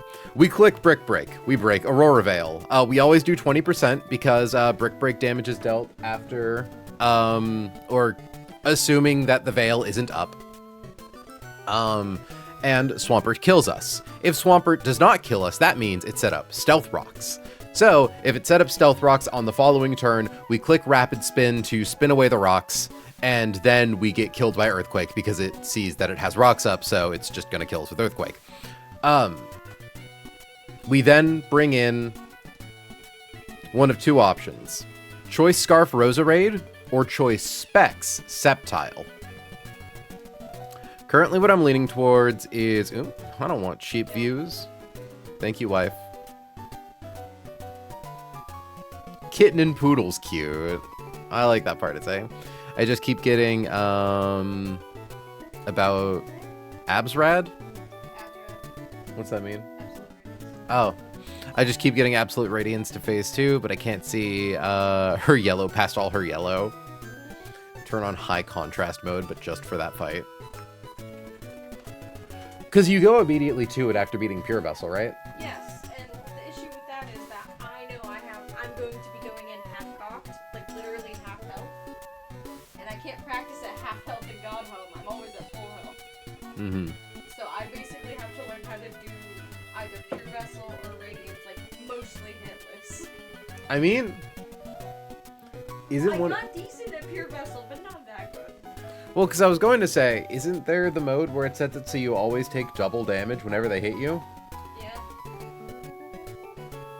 It's better to That... stay in longer so I know how to dodge things. Well, I'm just saying that's functionally practicing with half health. Yeah, I guess. Yeah, I guess. I know it sounds miserable. She is the Flashbang Queen. Anyways, so, Roserade with a Choice Scarf kills Swampert, right? If she's at full HP, she shows that she's faster than Gyarados and it doesn't KO her with Ice Fang. So it would be Haxorus in for the KO with Outrage. What's nice about that is we can swap straight into Primarina. At level 89, Primarina obviously takes no damage from Outrage. We then take an Iron Tail. Now, the thing that I'm trying to figure out is what we bait in after that, right? Because Primarina at level 89 is a single point of speed faster than Muck. Barely faster than Muck. So is it always Roserade, or is there a chance we bait in Gyarados? And I think, so let's see Max Roll Iron Tail that drops our defense. Because there's the world where it's Max Roll Iron Tail that drops our defense. There is the world where Iron Tail misses, because Iron Tail I think is like 80 accuracy. Has a 30% chance to lower the target's defense by 1 stage. Contact. Accuracy 85.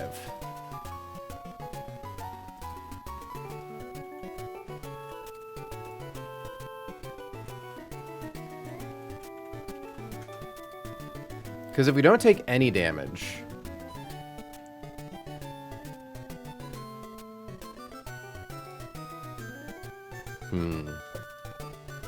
It's like we need... If we don't take any damage, things get scary. Because then Roserade can click Sleep Powder. And that's bad. But if we take too much, that's also bad. So let's assume we take Max Roll Iron Tail with Defense Drop. So 259 minus... So specifically this is Max Roll without crit. 127 comes out to 132. And then our defense goes down by 1 stage. And then we kill that guy. I don't suppose we could just get him with Draining Kiss, could we? If we had another choice item available... That's really funny. Like... I mean, using a scale on Primarina's special attack wouldn't be an awful thing. Okay, hold on now. Because... if we go level 88 Primarina, we speed time Muck, but what happens... we just need to get our HP to a point. Because I'm like, if we teach Primarina Draining Kiss via TM or Scale, and then we kill Haxorus with Draining Kiss, we exit that exchange with full HP. And then if we, like, under-level to the point where we bait in Muck, like... we show a kill to Poison Jab. Because ideally what we want to do is swap to Togedemaru on a Poison Jab, and then just click Smart Strike into Alolan Muck until it dies. Because it always sees a kill with Focus Punch. Which would then bait in Gyarados for Earthquake. Now... the thing, right? We could also just kill Haxorus at any amount of HP. Also, okay, sorry, our defense is at -1, which does mean that Gyarados always sees a kill with every roll of Earthquake if we take max damage and a defense drop. It's like... Haxorus is a fucking variance machine, and I hate it.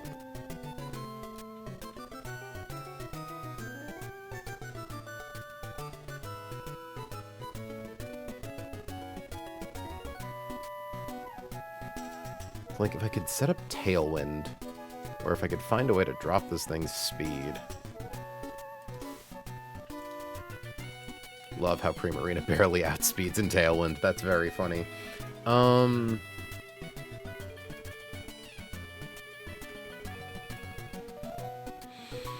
There is also the version where Roserade, where we pre-damage Roserade to, instead of getting Haxorus on Outrage, we bait in Gyarados on Ice Fang.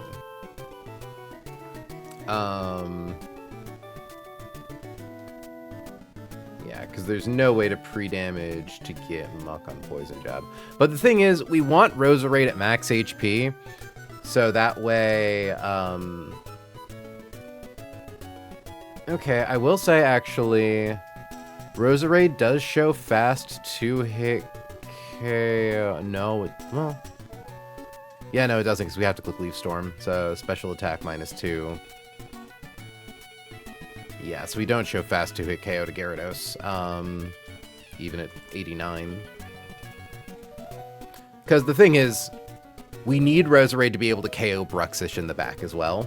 We need Roserade to swap in on an Aqua Jet, and we need to then, you know, kill it with, or we need it to click Aqua Jet on the turn we kill it, i.e.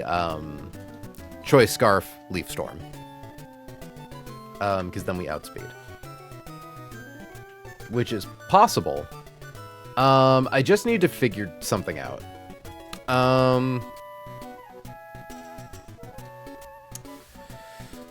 So, I'm asking Dexcord a question. So if I have a choice band, and I'm choice locked into aerial ace.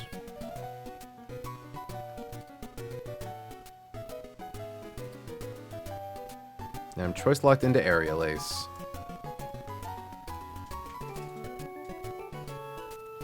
How do I phrase this? Sorry, I need to ask the people who know shit questions again. Okay, so if I have a choice band and I know both knock off and aerial ace and am currently locked into aerial ace, if the target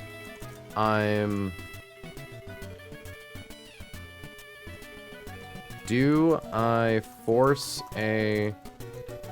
Well, even then, that wouldn't actually work now that I think about it. Because it would still be the 1 in 10 now, wouldn't it?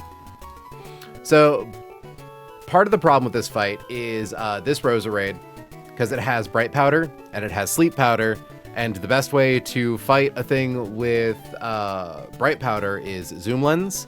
But in order to have Zoom Lens, you need to be slower than them, and you need to not be holding an item. So it's like I would need to pre-toxic someone with a Zoom Lens, which is possible.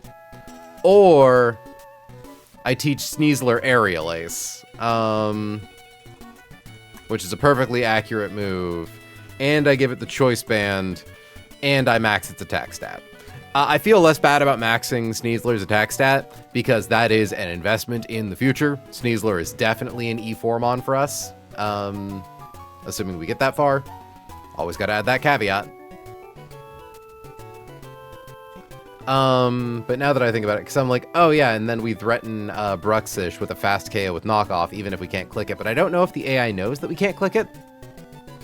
And because I'm like, oh, well, we would ideally want to force it to Aqua Jet on the turn we swap to Roserade. That wouldn't really work now that I think about it, because there's still a 10% chance it just clicks Psychic Fangs anyways, which is not good. God, why do Psychic Fangs do so much damage?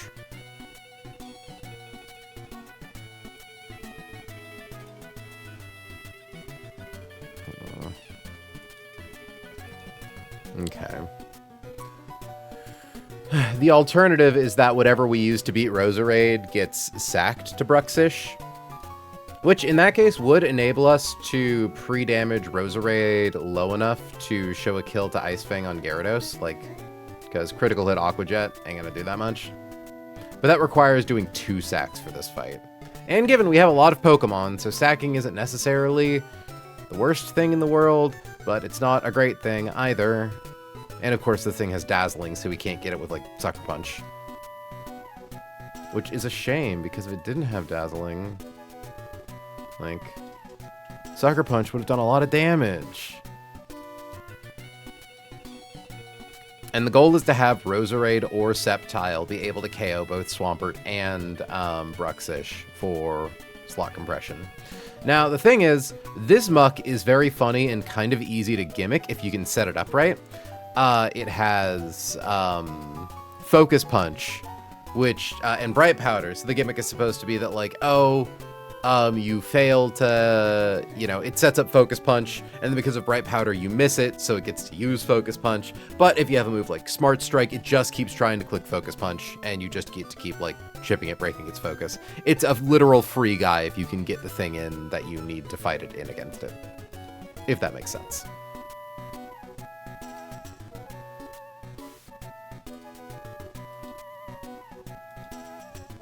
Yeah, wow, level 80 Primarina does in fact always show a kill to Muckalola. That's impressive.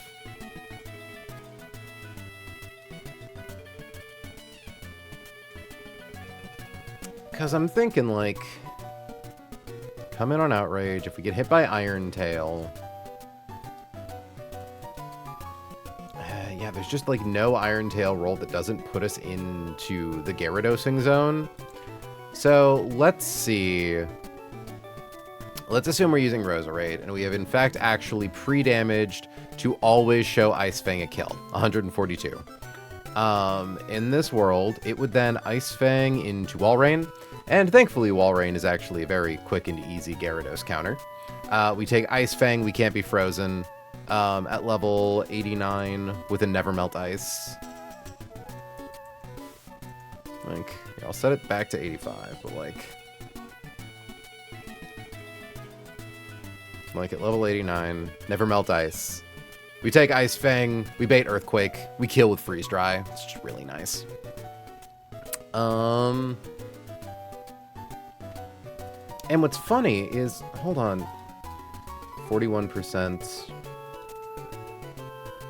We like barely take too much damage from Earthquake. It's very annoying. Because like, if we don't have Never Melt Ice, Freeze Dry does still show a kill to prevent Dragon Dance. I could do something kind of stupid. Okay, hold on. I could PP stall Earthquake. Literally just swap to any dragon type pre-damage to die to Ice Fang. And then give Wall Rain a leftovers. Because at that point, we don't need Never Melt Ice to show kill. Get close.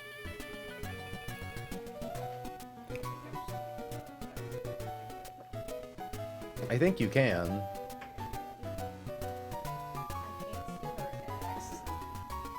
It's like Toho, where you're trying to. I keep treating it like Toho. Is the thing. Or with Toho, you can. This is your monitor. You can put your eyeball right here, and you can see everything. You can't with this, because there is things that happen here, and specifically all the way at the edge. And at the bottom. And at the bottom. I can't have 3 eyes. I want this, and I have to do this, and I can't do this. I won't blame you if you stop, but I do think you can do it.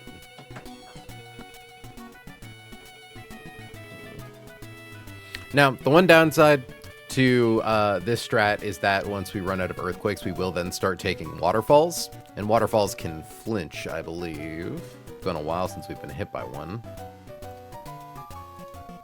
20% chance to make the target flinch. Because, like...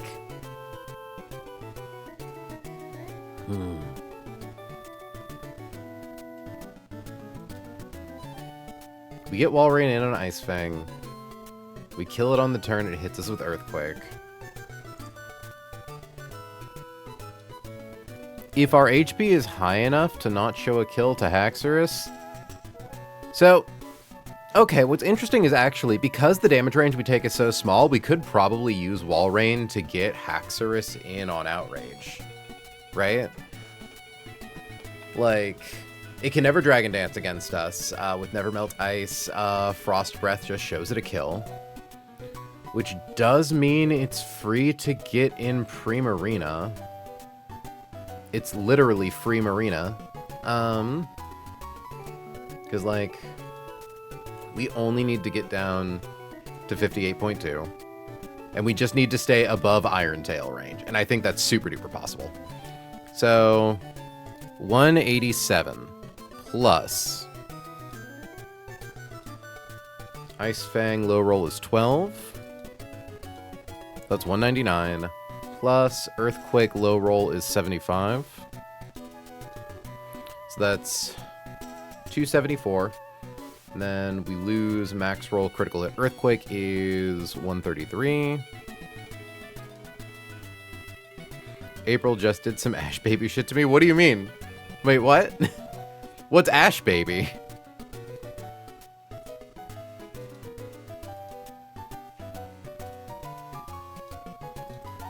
So if we go down to 119, that might be right within... Okay, it is in fact above Iron Tail range. I sent that like 10 minutes ago. Oop. Hold on. She's the Flashbang Queen, pre-patch Radon. Huh, speaking of hell. Hold on, Ash Baby, Ash Baby. I'll assume we're talking about Kitten Caboodle.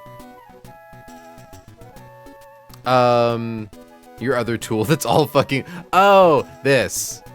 Yeah. Yeah, no, it's annoying. I don't know why it's, like, set to a blank white background, and I can't fix it, and it's very frustrating. Oh, wow. My Caesaring post is getting notes. Chat, your girl's about to have her first 1,000 note post. I'm so proud of myself. Anyways. Okay. So that baits Outrage, which is a free swap to Primarina. It's such a shame that I can't lock it into Outrage, right? So what's interesting... Because in this world, yeah, we take Outrage, we then always take Iron Tail. I think assuming we get our HP right, we would need to be slightly slower than a Lowland Muck to make sure we bait it in. But that's like 87. Because we want to make sure we get in Muck, not Roserade. But yeah, that's Muck for Poison Jab. We just need to see... Also, hashtag Muck for Poison Jab. Assuming... Defense -1.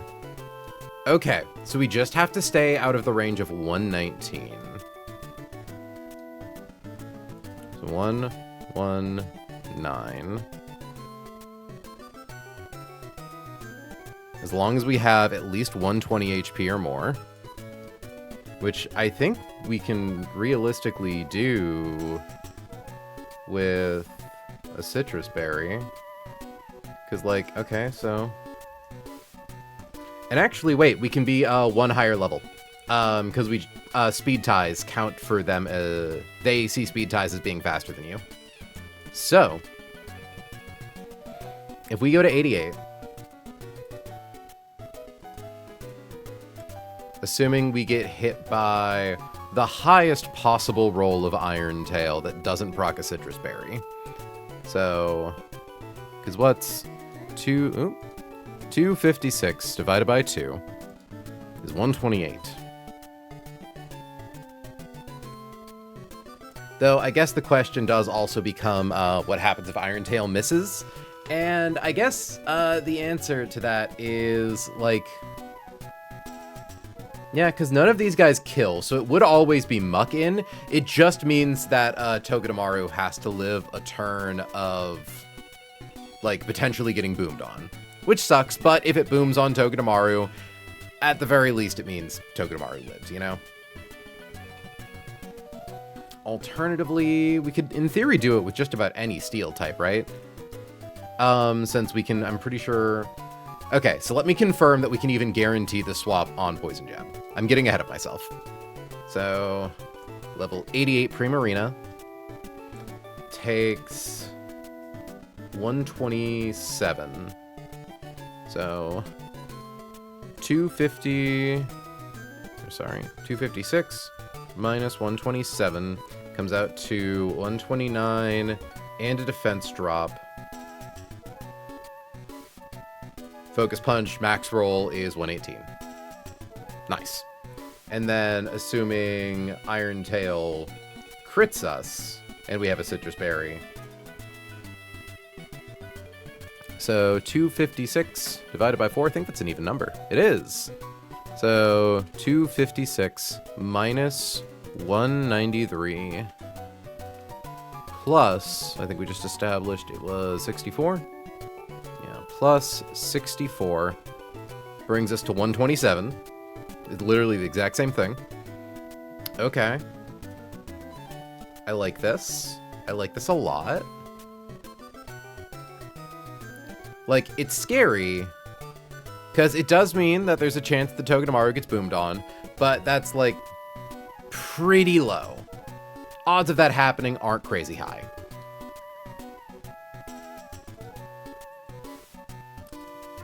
Ooh.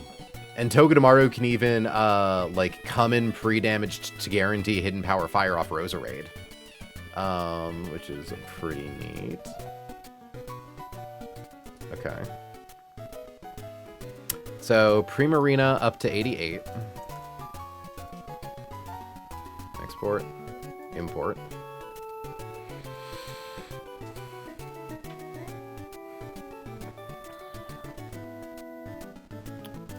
I think we're making a lot of progress. I think we are making a lot of progress. Arcanine definitely one hit KOs with Fire Blades. I think Arcanine lives pre-toxic into Hidden Power Fire into Energy Ball. And then the nice thing... Oh no, we're still slower than Bruxish. Okay. We like so almost have it.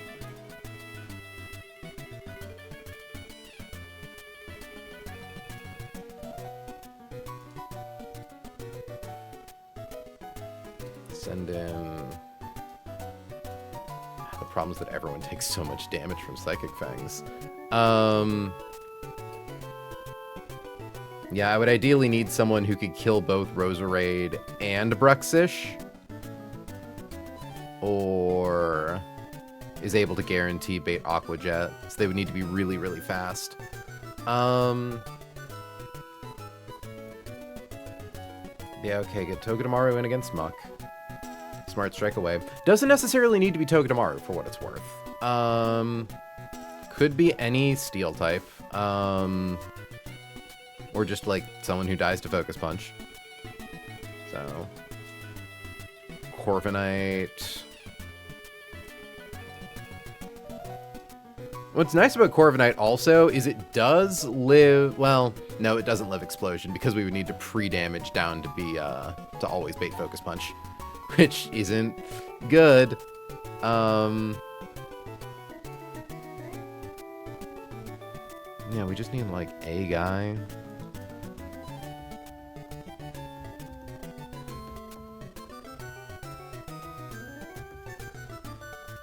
I suppose they also technically don't even really need to be immune to Poison Jab. Like, as long as they can learn a perfectly accurate move, bait kills from Focus Punch, and can click a perfectly accurate move, that's kind of all we need.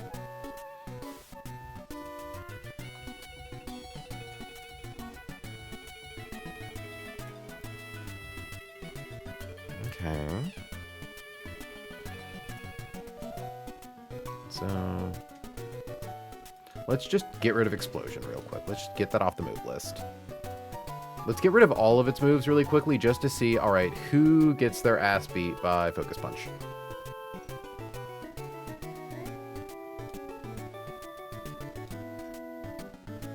We love to see Dreadnought. Okay, let's get Poison Jab back.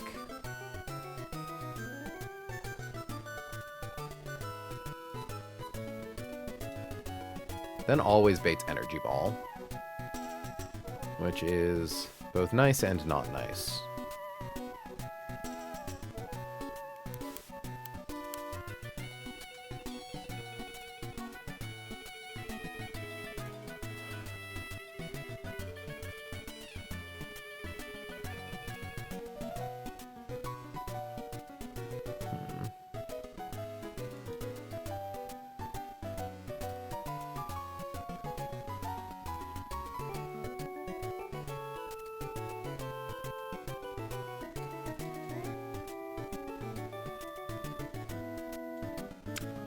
Actually,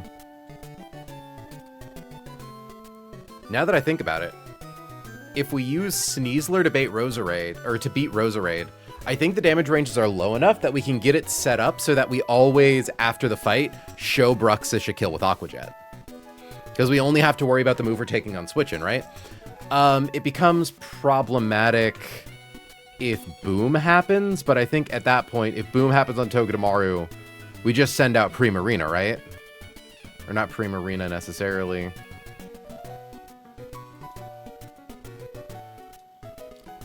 $68.6, 69.6. I think if we pre-damaged Roserade slightly more... Well, it's awkward, right? Because we need to make sure that it's never clicking Sleep Powder on the turn we swap to Sneasler. So I guess, let me just see, like... The lowest roll of Aqua Jet is 90. Plus, the lowest roll of an Energy Ball or Sludge Bomb. Nice thing is we don't need to worry about getting poisoned by Sludge Bomb because we are a poison type.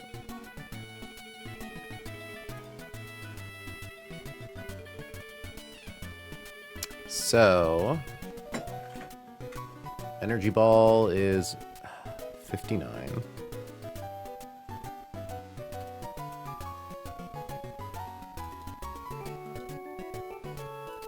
So it'd be 149.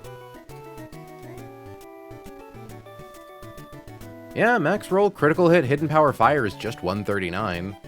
Because the important thing is, if Bruxish sees a kill with Psychic Fangs and Aqua Jet, it's always clicking Aqua Jet because it wants to go for the fast kill. Similar principle applies in theory if we use Aerodactyl, I think. Yeah.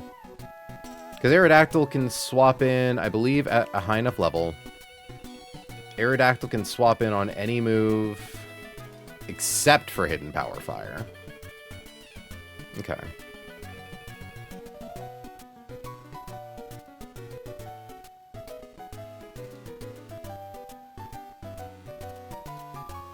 So this line requires 1 sack and a heart scale on Sneasler's attack stat, which... So that's what I mean about, like, some heart scales are just investments in the future. Like, there's no real downside here, I don't think.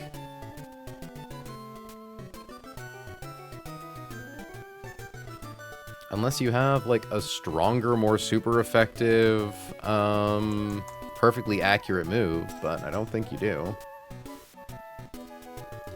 Yeah, Aerial Ace, Con, Ice Man, Rock Spanish, Shadow Ball. You learn Feint Attack, but that's not super effective, nor is it Stab.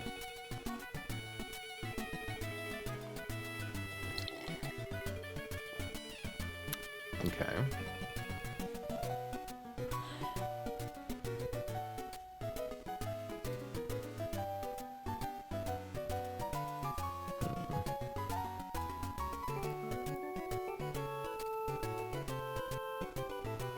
Wait, Mintmod. You did Crust King Kong? You did Crust King Kong? Yeah. Oh, wow. I'm shocked I haven't heard you mention that. I beat him first try. Oh, this took a while. Oh, good job, you. Yeah, but he was pretty easy. I had a harder time with Nyla, I think. Mm-hmm. But I beat Nyla, so I just have Carmelita in place. I see. I don't know if there's anything in between them, but I'm pretty sure it's just those two. So, yeah, it seems like... Ooh, now that I think about it. Roserade can't sleep powder other Roserade because I'm a grass type, thus being immune to sleep powder, so it would always be Hidden Power Fire. So yeah, I think as long as we pre-damage Roserade, because at +1 speed, i.e. Choice Scarf, we're faster than everything. Faster than you, faster than you, faster than you, faster than you, faster than you. And they don't understand that they have speed boosting. Or, like, priority moves. So, yeah. As long as our HP is low enough to bait Ice Fang, it's low enough to bait... HPF. Because what I'm thinking, right, is in the world where Muck booms and Togedemaru dies, we need to make sure that we can send out something that baits in Roserade. Which actually could just be Sneasler Raw, but Sneasler needs to take at least 1 hit from Roserade first, and we can't risk stalling on it, because Sleep Powder. Energy Ball lowers your special defense, right? Not that it matters, but 10% chance to lower the target special defense by 1 stage, yeah. Because all of these are physical moves anyways. And it shouldn't matter, because all we need to do is get down into that sweet, sweet Aqua Jet range. Yeah, okay.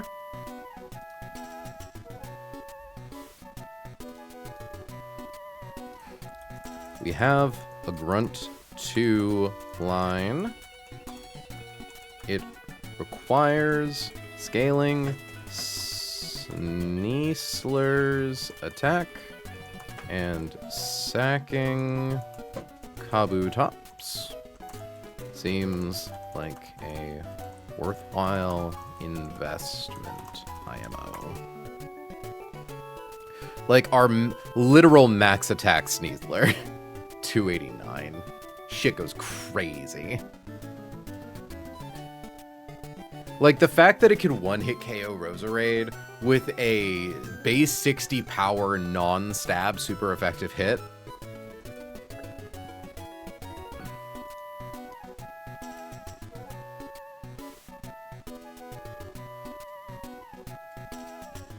Choice band.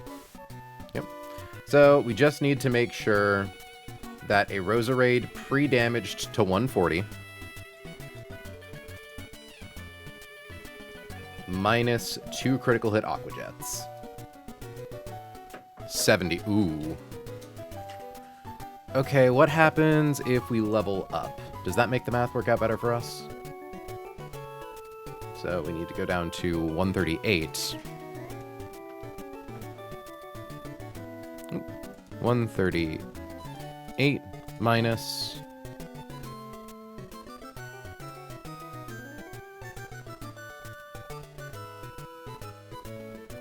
Oh wait, do I actually even need to worry about that?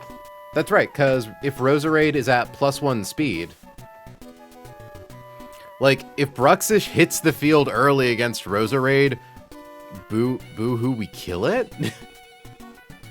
Yeah, and then other Roserade hits the field, sees that it can't sleep powder us. Yeah. Yeah, this works. Yeah, this works. So I guess the main question is there a Pokemon I am willing to risk more than Togedemaru? And the answer is probably. I imagine there is. Just need a guy who can come in on a P-jab and do a little smart strike. Just smart him kind of straight, strike him kind of smartly. Out of curiosity, Poison Touch. The Pokemon's contact moves,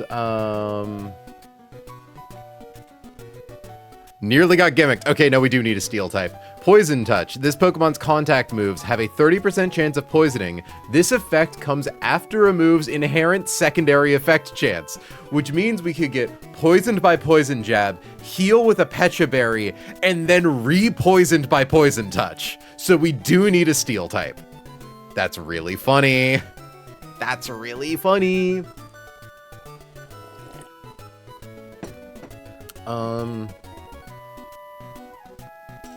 I mean, Lucario, do you live Explosion? You live a decent chunk of Explosion rolls.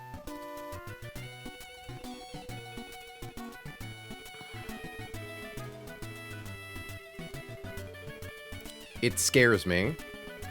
Well, oh no, but Lucario needs to...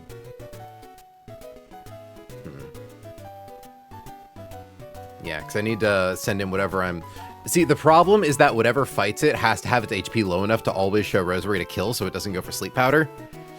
But that means that whatever is out there risks getting boomed on, but also risking getting boomed on only happens if Haxorus misses Iron Tail. Like, it's not that big of a risk.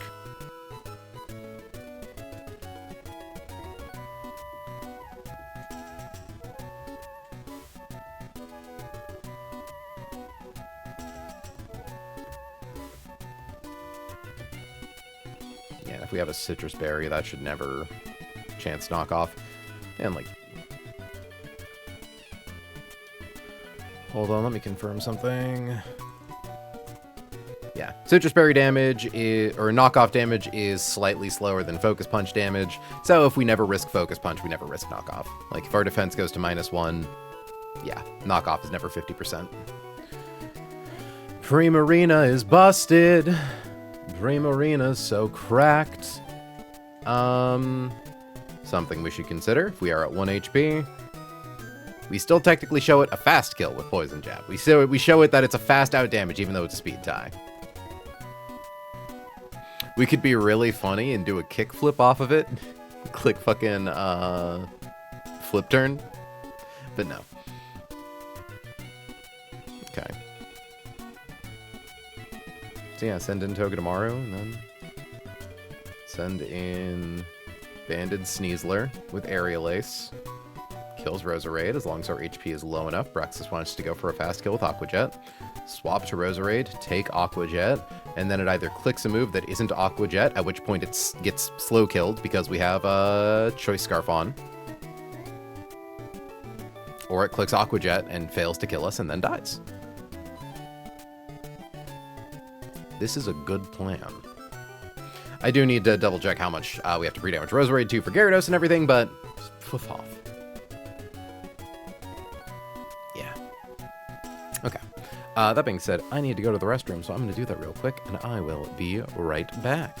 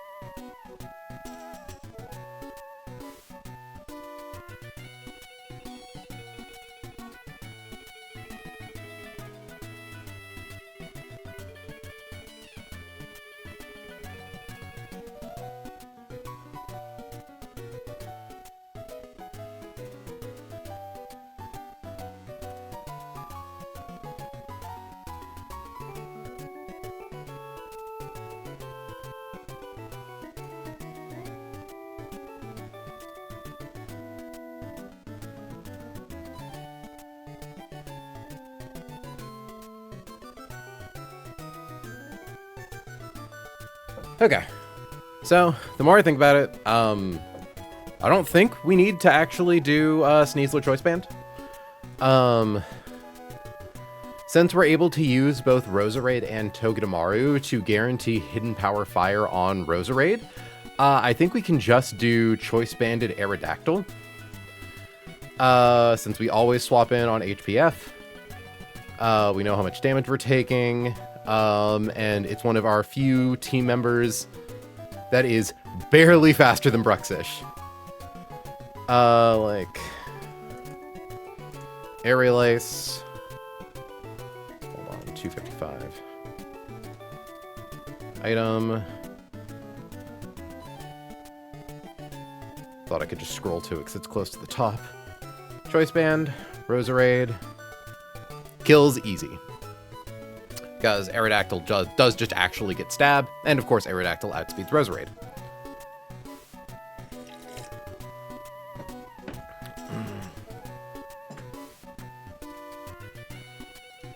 So, never mind. Don't need to scale Snee. Arrow does the job just fine.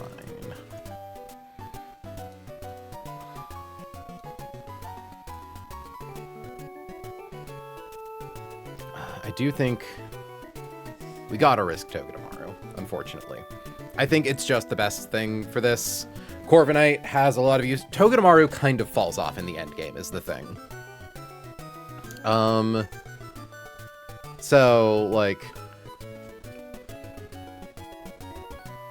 Should actually probably check my Togi real quick, see how much XP she has. Because I do think this is going to involve us getting most of our guys up to max level. Because obviously you don't want Togedemaru to have too much HP and not bait HPF.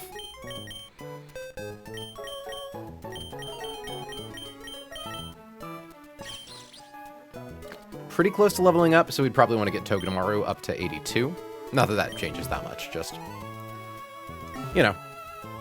So, let's start writing things down.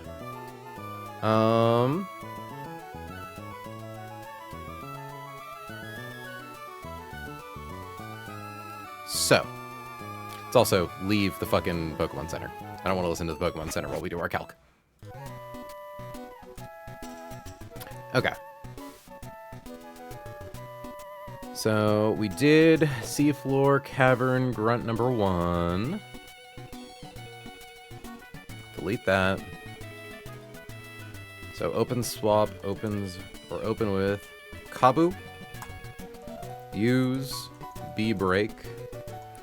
If alive, use R, spin, and sack 2 rows. KO with L-Storm. L-Storm! Swap to Yer. Swap to Waller. OHKO with F-Dry.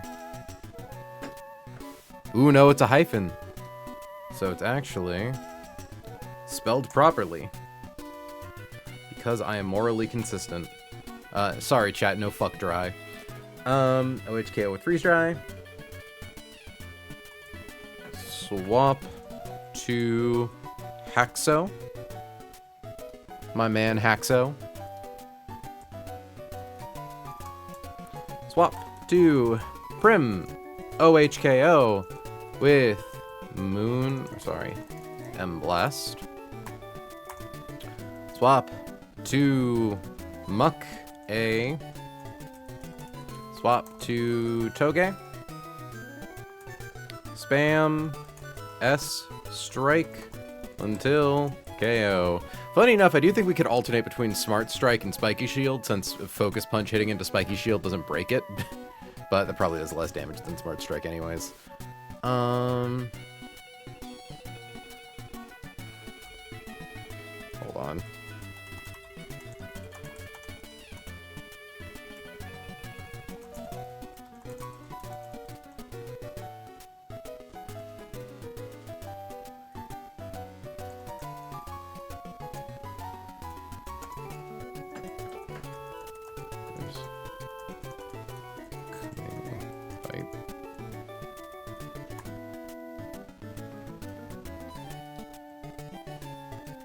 Sorry, it's really unfortunate. I just learned that the D&D campaign from whom Maisie the Togedemaru pulls her name is indefinitely suspended due to scheduling conflicts.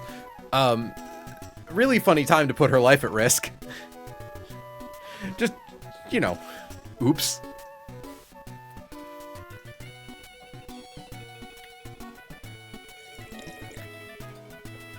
Okay.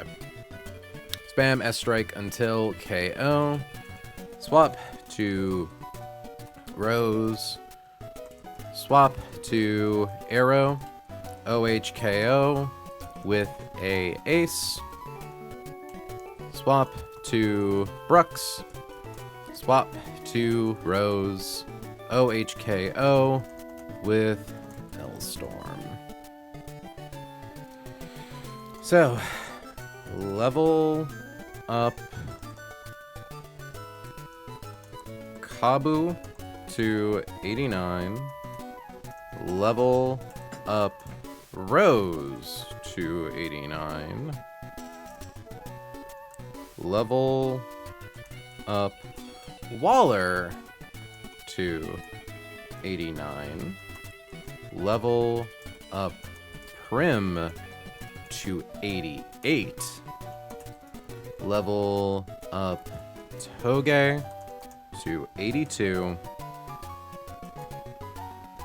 Level up Arrow to Aerodactyl. What level do you need to be faster than Bruxish? So 89, 88, 87. So at least 88. Which seems fine. Let me confirm that with Choice Band.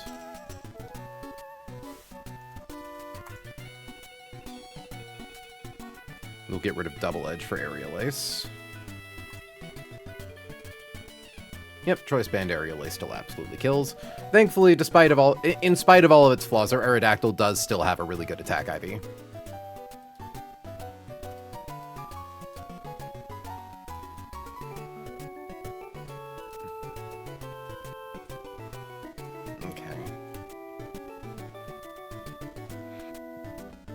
So, 89, because I do believe at 89 we still always die to Earthquake from Swampert. Love to see it. The important thing is that, like, Kabutops can never accidentally kill Swampert. Okay. I need to look up something about Togedemaru, because we're getting rid of a move for Smart Strike, so I need to figure out if we can get a Zing Zap equivalent. And we kinda can't. Yeah, we can't get a physical electric type move without a scale, which is unfortunate for sure. So do we get rid of Nuzzle is the question. When's the last time we used Nuzzle? But also, when's the last time we used Zing Zap, right?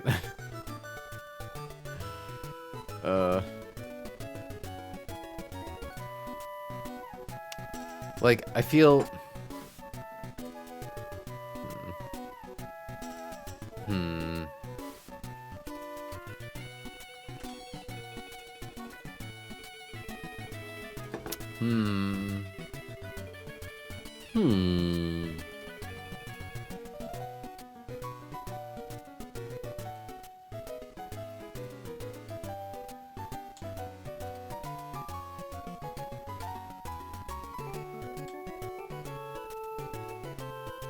Jesus Christ, Urshifu. Sorry, someone posted their spreadsheet, or their, like, kill list, and their Urshifu has 54 kills in Juan Split. It's like, that's crazy. But also, I guess I'm not really using mine because my Sneasler's kind of just better. Like, it hits harder and it's faster because of its IVs. Hold on, actually, out of curiosity. Where's Sneasler? Yeah, an attack of 278 and a speed of 246 compared to an attack of 263 and a speed of 214. Yeah, our Sneasler is just kind of objectively superior. You know, even in a world where we max Urshifu's speed, it goes up to 225, it's still a clean, like, 20 points slower than Sneasler. And its attack is basically already maxed.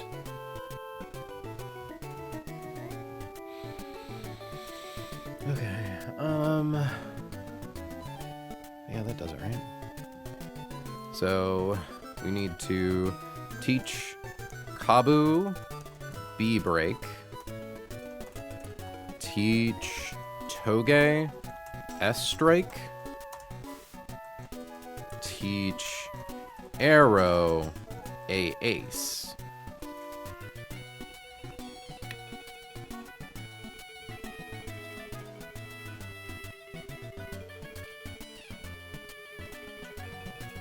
Togedemaru also needs to not be holding an item. Thankfully, that doesn't really affect this, but it's just an important part. Yeah.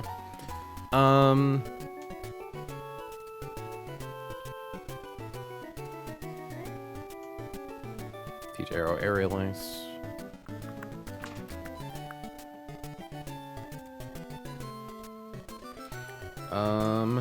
Pre-damage Rose 2.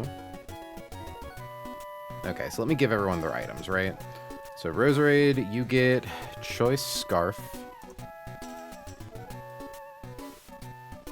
Walrein, also we need to level you all up.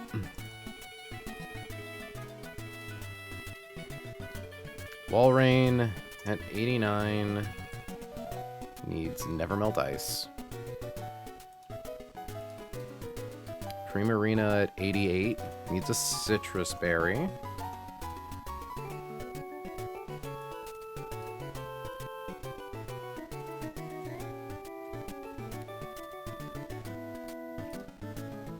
Togedemaru goes up to 82 and needs Smart Strike.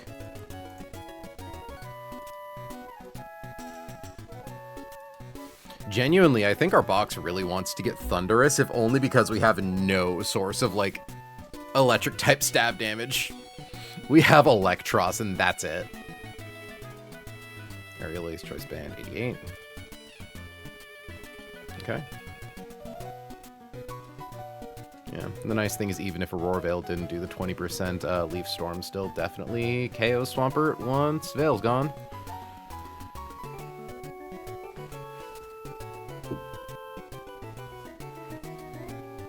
Okay. Roserade against Gyarados. Needs to be down to... Hold on. 138. 138. Oh, that's funny. The numbers kind of converged.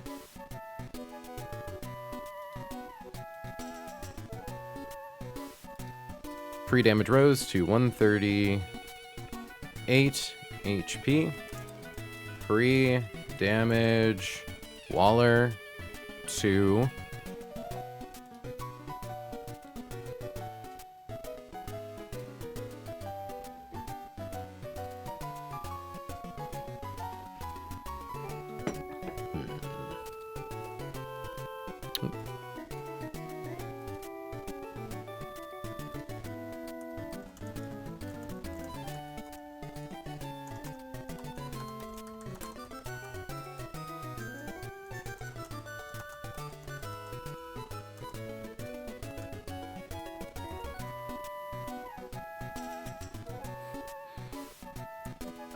Maisie's creator is currently making big, wet, sad eyes at me. I don't know why I'm being coy about it. It's Turtle. You all know who the fuck Turtle is.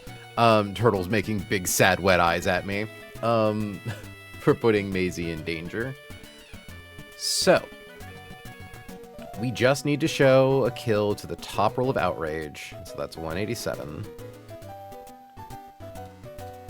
Plus, oops. 187 plus... lowest roll of Ice Fang is 12. And then it's Earthquake, so low roll of Earthquake is 75. 274.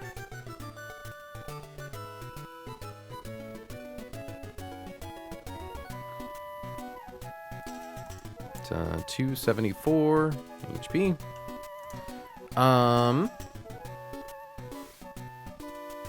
So at 274, let me once again confirm.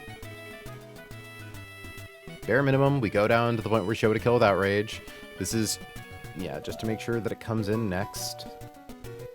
And always clicks Outrage because Frost Breath shows it a slow kill, so it won't D-dance. Now assuming crit. So 133.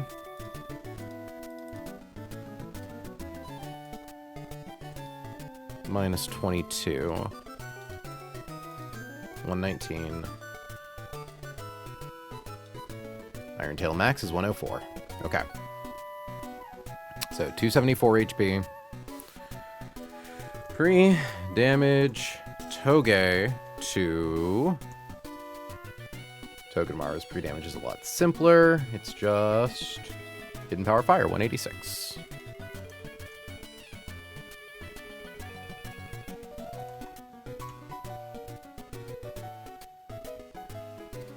And then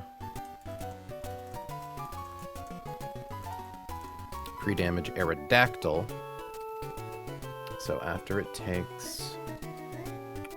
See, the nice thing is that we show kill to Aqua Jet from a pretty like high HP. So very, very safe. So 174 plus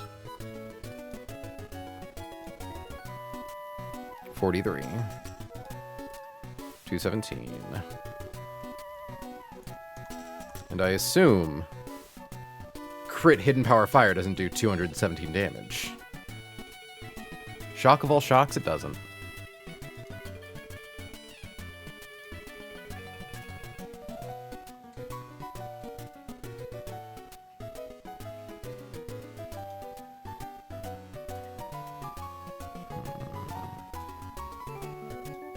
Okay. And I think that's everything. Fuck, I can run this fight today, can't I?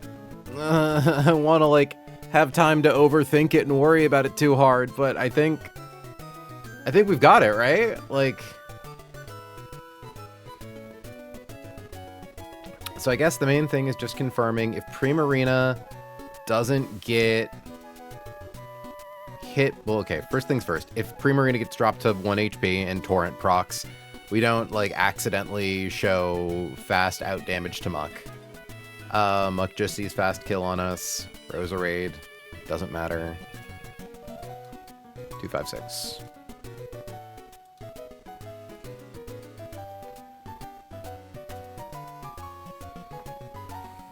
Technician, Bright Powder.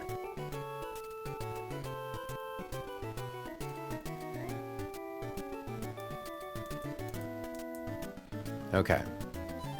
So, Primarina, assuming Iron Tail misses.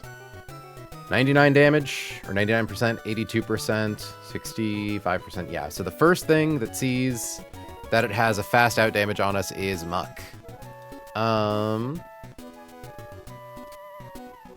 Confirming, once again, assuming we take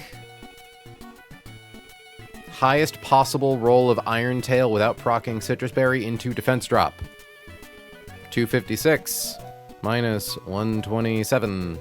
I suppose the important thing really is just, like, if Citrus Berry doesn't proc and our defense gets dropped, Knock Off and Focus Punch do less than 50%. And that's truly all that matters. Which makes me wonder if there's, like, a way to pre-damage Primarina to up the odds of Poison Jab. I don't think there are.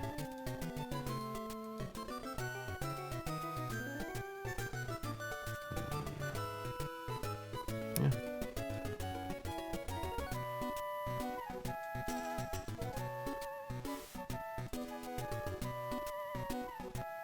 You know, it's really a shame No, it's not. It wouldn't work like that. I'm just thinking about a really funny world where you use flip turn on Muck to get to Togedemaru, and it's like, oh, it goes for focus punch, and then oops, slap it on the switch. Going to double check with Silcalc that I understand how Muck works into Togedemaru, that it should always be focus punch. Yep. It's like a, you know, it's a 50-50 if we show it knockoff, but we don't. We're level 82. Also, while I'm here, I should actually update Arcanine's attack stat. 31. Okay. Yeah, so Togedemaru at 186 with no held item into Muck. It's always focus punch. Focus punch, I think, is like 20 PP.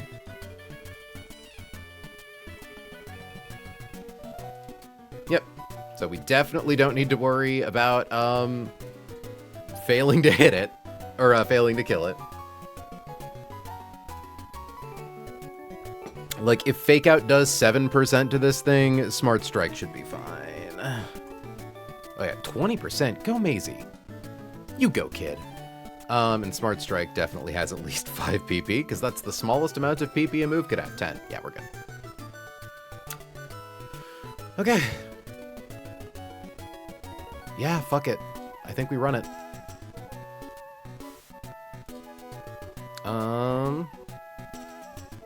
Let's assemble the squad. Excited that Aerodactyl's getting some use already. Also Aerodactyl, just make sure your ability is... Did we really get Unnerve on you? That's right, it was Unnerve or, Rockhead.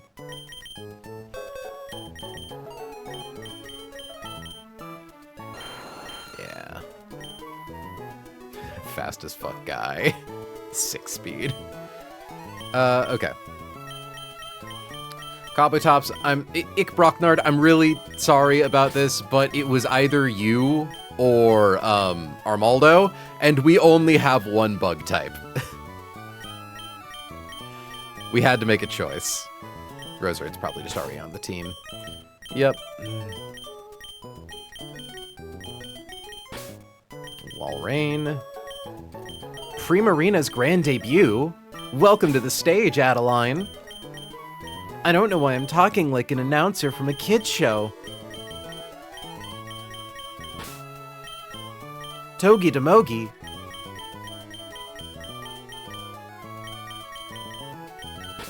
All of these guys need to be leveled up so bad.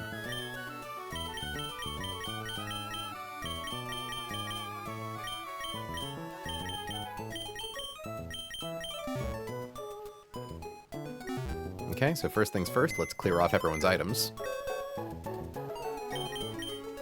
That's the wrong button.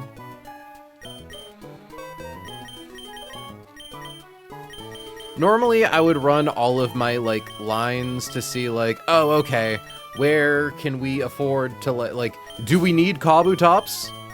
Do we need Kabutops for any of these other guys? And I don't think so. Like, normally I would calc the rest of them, but I think I just have to accept that, like, no, Kabutops is just probably gonna biff it. He's gonna biff it huge style. Okay. So I guess first things first, which choice items do we have? We need Band and Sash. I think we currently have Leftovers and Specs. Okay.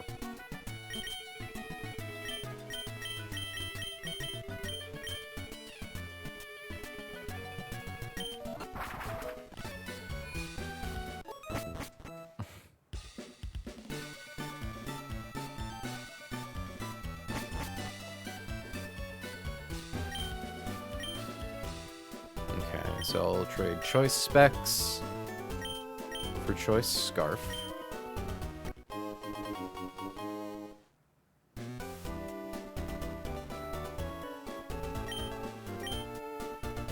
Okay, I gotta equip that first.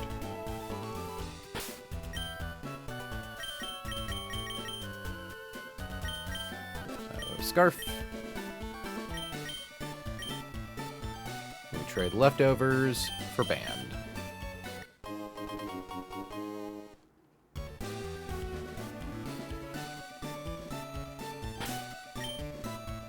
Give Helgathor the band.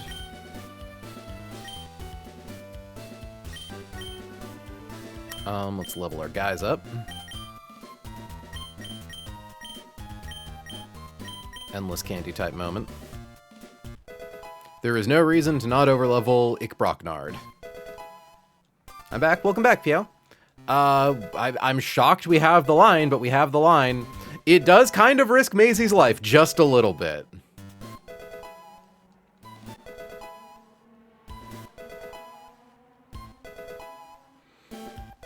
There's like a very, very small chance that Maisie dies. Okay, 89. Putting Roserade also to 89. Confirming that Choice Scarf Roserade, I don't know why it would do anything funny here. Yeah, it just baits in Ice Fang on Gyarados because we're faster than everything. Literally the easiest swap of all time.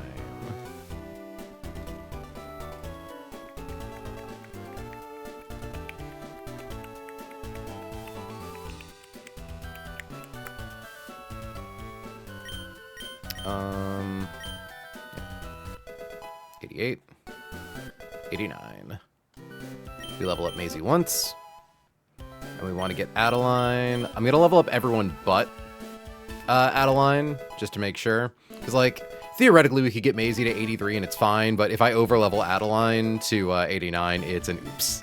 It's a big oops.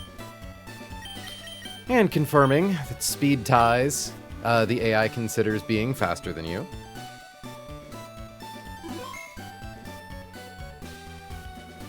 When the AI needs to switch into Pokemon after something fates or similar, it calculates the switch-in score of each of its own Pokemon against the player's Pokemon that is out at the time. It will then send out a Pokemon with the highest switch-in score. In the case of ties, it will go... Oh, it'll... Pretty sure it considers speed ties being faster.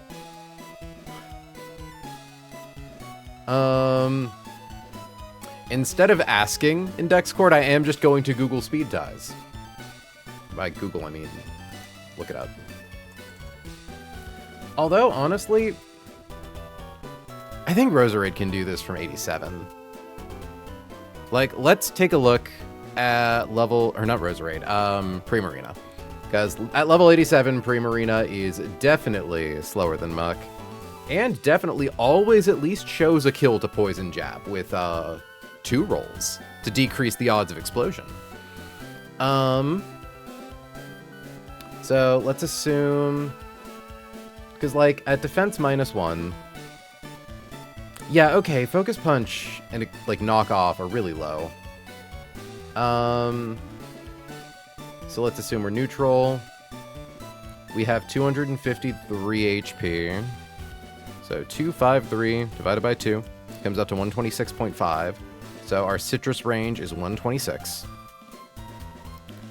So, assuming it rolls 124. So, 253 minus 124 puts us at 129. And then we suffer the defense drop. Versus Muck. Focus Punch is 119. Now, assuming critical hit, high roll, Iron Tail into defense drop. Iron Tail crit does 195. 253 divided by 4 is 63. So 253 minus 195 is 58 plus 63 is 121. Defense minus 1. 119. Okay. And we definitely still one-hit KO Haxorus with Moonblast. And yeah, and then we guarantee always at least show Muck 2 killing rolls with Poison Jab, which does decrease the, you know, in case Iron Tail misses. Okay. Yeah, so we'll do level up Prim to 87, just to be as sure as possible.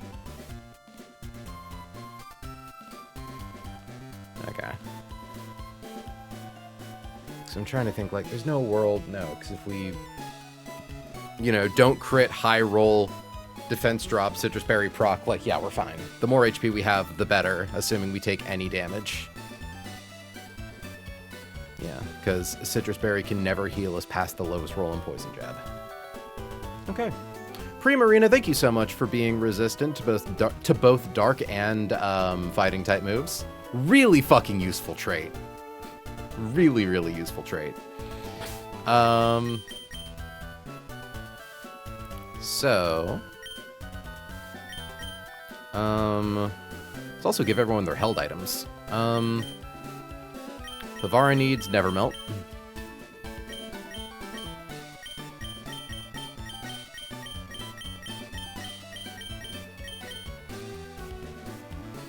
Adeline just needs a citrus, and Maisie needs nothing.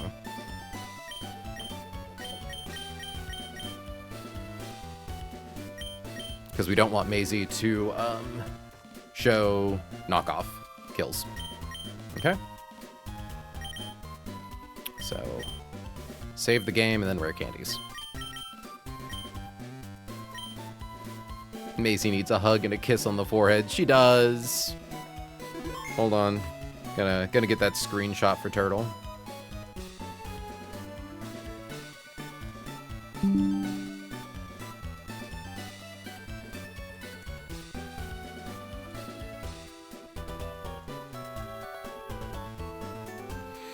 Okay.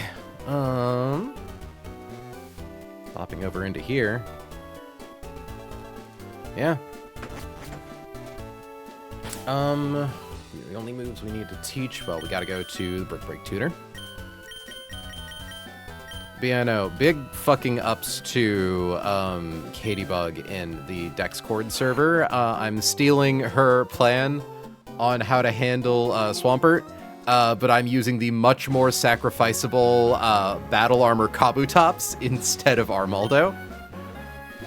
Given in her line, she didn't need to sacrifice Armaldo because she had Golisopod, and Golisopod, like, what is a Pokemon? I've made the joke. Every Pokemon is eject button if you try hard enough. So, you know, Kabutops here is an eject button. It's not his fault that I have 3 other water rock types. Hold on. Because I have Kabutops, I have Dreadnought, I have Caracosta. Okay, I think only 2. But ultimately, one trainer does not need 3 water rock types. I would argue I'm pushing it by having 2 ground dragon types. Okay. Don't really care what we delete here. So I guess, bye Night Slash.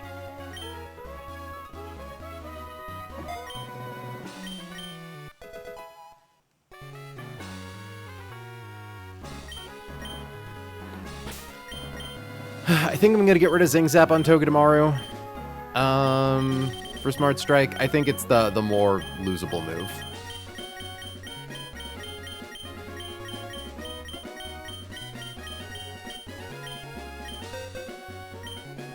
Smart Strike. I love that Walrein can learn Smart Strike, by the way. Why? It is a seal. It is big mammal. Or. Daisy wants to learn Smart Strike. Farewell, Zing Zap. I clicked you twice.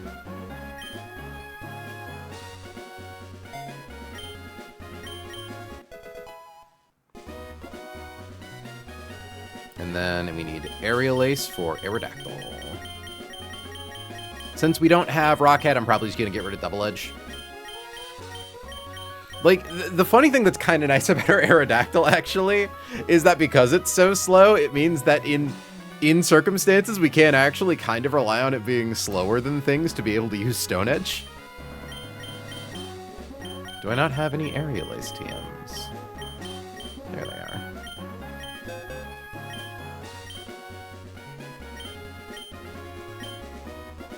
Hilgathor.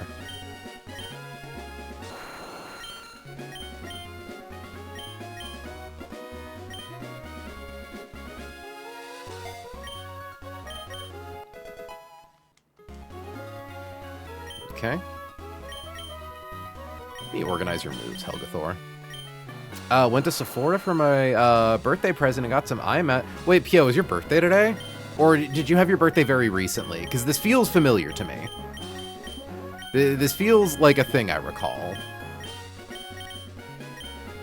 Thursday is my birthday. Oh shit, happy almost birthday, Pio. Okay. Fun times. We haven't leveled up Healthcore yet. We did forget that. So I guess let's save now that we taught those moves. Okay. Endless candy. Thanks, April. March girlies are best girlies. Well, hold on now.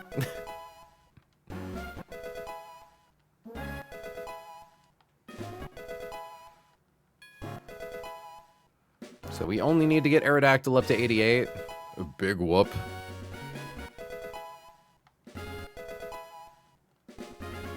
Isn't Mitmod also March? She's February. And then we need to get Primarina to 87.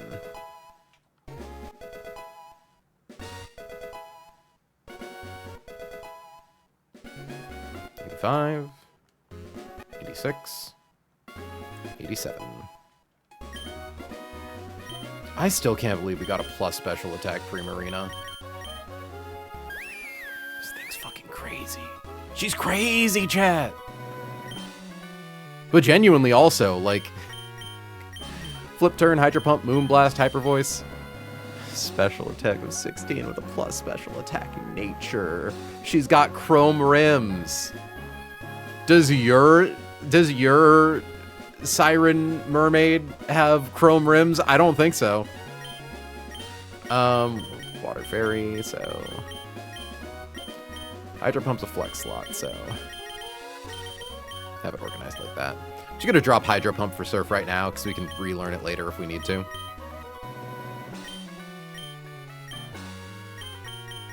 Nope, no chrome on my fish, ladies.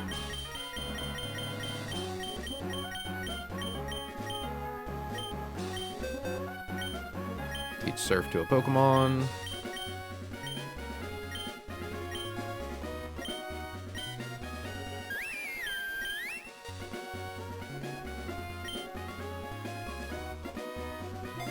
Adeline forgot how to use Hydro Pump, and Adeline learned Surf.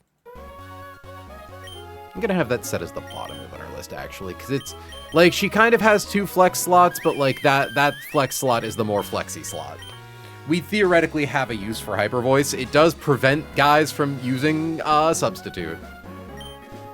She's so cute. She's literally cute. Like, I don't know what to tell you. I'm sorry.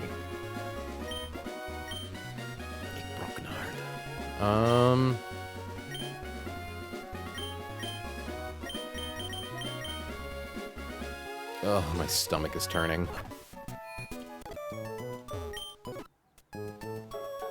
I've seen so many people flub this fight.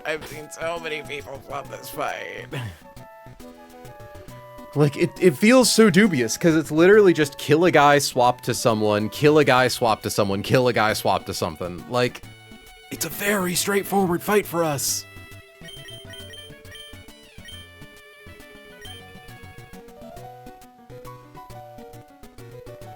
I want to double check their abilities. I want to double check the abilities of the guys we're fighting. Torrent doesn't matter.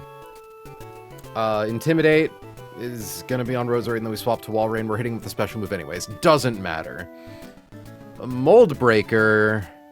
Oblivious means doesn't matter. Torrent means doesn't matter because it's attacking into you. Poison Touch. We did our research. Does matter, but doesn't matter. Technician. Doesn't matter in the sense that we've already calced for it. Dazzling. Doesn't matter. We are just faster than it. I don't want to do this fight. But I'm gonna. I can't just lead my life dreading every fight in the game. I gotta just get it done. So, let's get our pre-damages in. Chat, it's time to pre. Walreen is goated in this fight. Yeah, I know. Oh shit. Hey, Katie. Thank you so much again for your inspiration on leads for this. It was how I figured out that Kabutops does the exact same thing Armaldo does, but on a much more disposable body.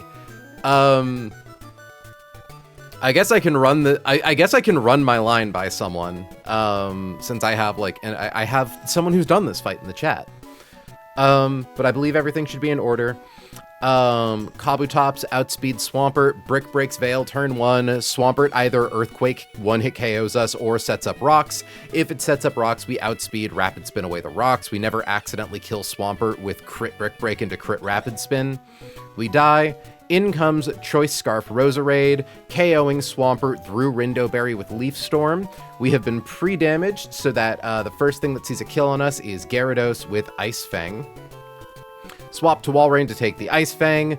With Nevermelt Ice, we show a KO with Freeze Dry. It goes for Earthquake.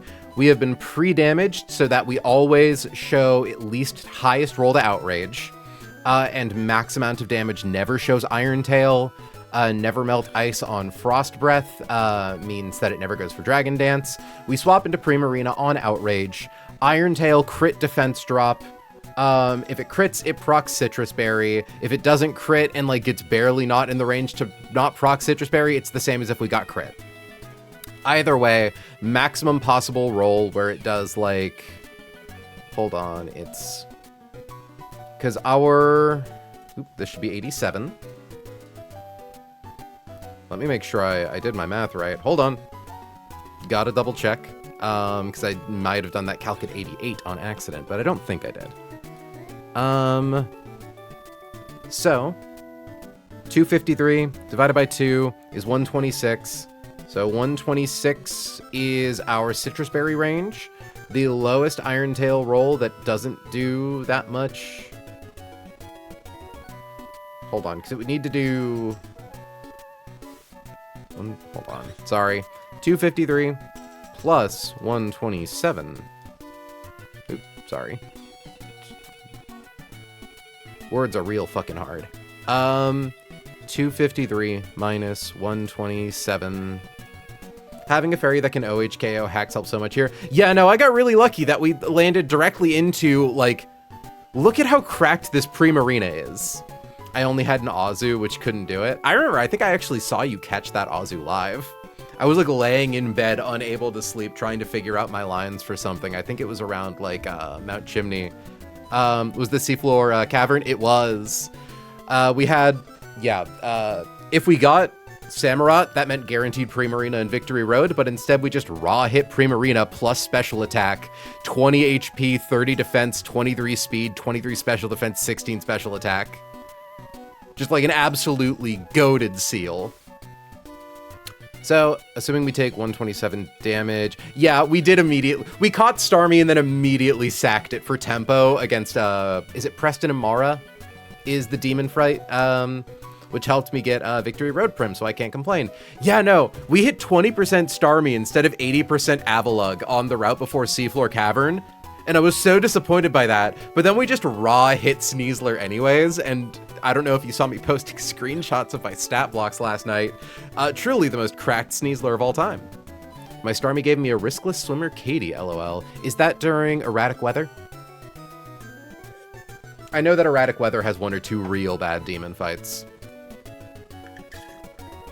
So yeah, if we take 127, that proc Citrus. So the lowest possible damage is 126. Leaving us. Okay. So 253 minus 126 drops us to 127. Defense -1 versus Muck. Never Focus Punch because we're at 127. Never Knockoff. Now, assuming we get hit by Katie and RNL are the demons. Relly and Ian. I'm unfamiliar. Now, assuming we get hit by critical hit max roll Iron Tail. 253 minus 195. Sorry, not 192. 195. Drops us to 58. 253 divided by 4 comes out to 63. So add 63 to that. That brings us to 121. So 121 HP and a defense drop. Barely outside of Focus Punch range. Yeah, definitely safe. Okay. Yeah, so our main risk on this fight, Katie, is if Iron Tail misses, it means when Muck comes in after we KO Haxorus, because we have positioned it so Muck is always at least 1 point of speed faster than us. It comes in, sees a KO with Poison Jab, but if Iron Tail misses, there is a chance it just booms.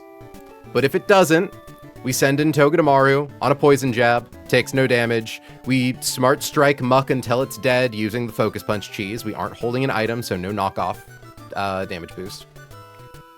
Then Roserade should come in next, seeing a fast kill with Hidden Power Fire. We have pre-damage to 186. In the situation where Muck does boom and KOs Togedemaru, which it does on all rolls of boom, we instead send in Roserade, who I believe shows slow kill to other Roserade Hidden Power Fire at 138, which is what we're pre-damaged to for Ice Fang.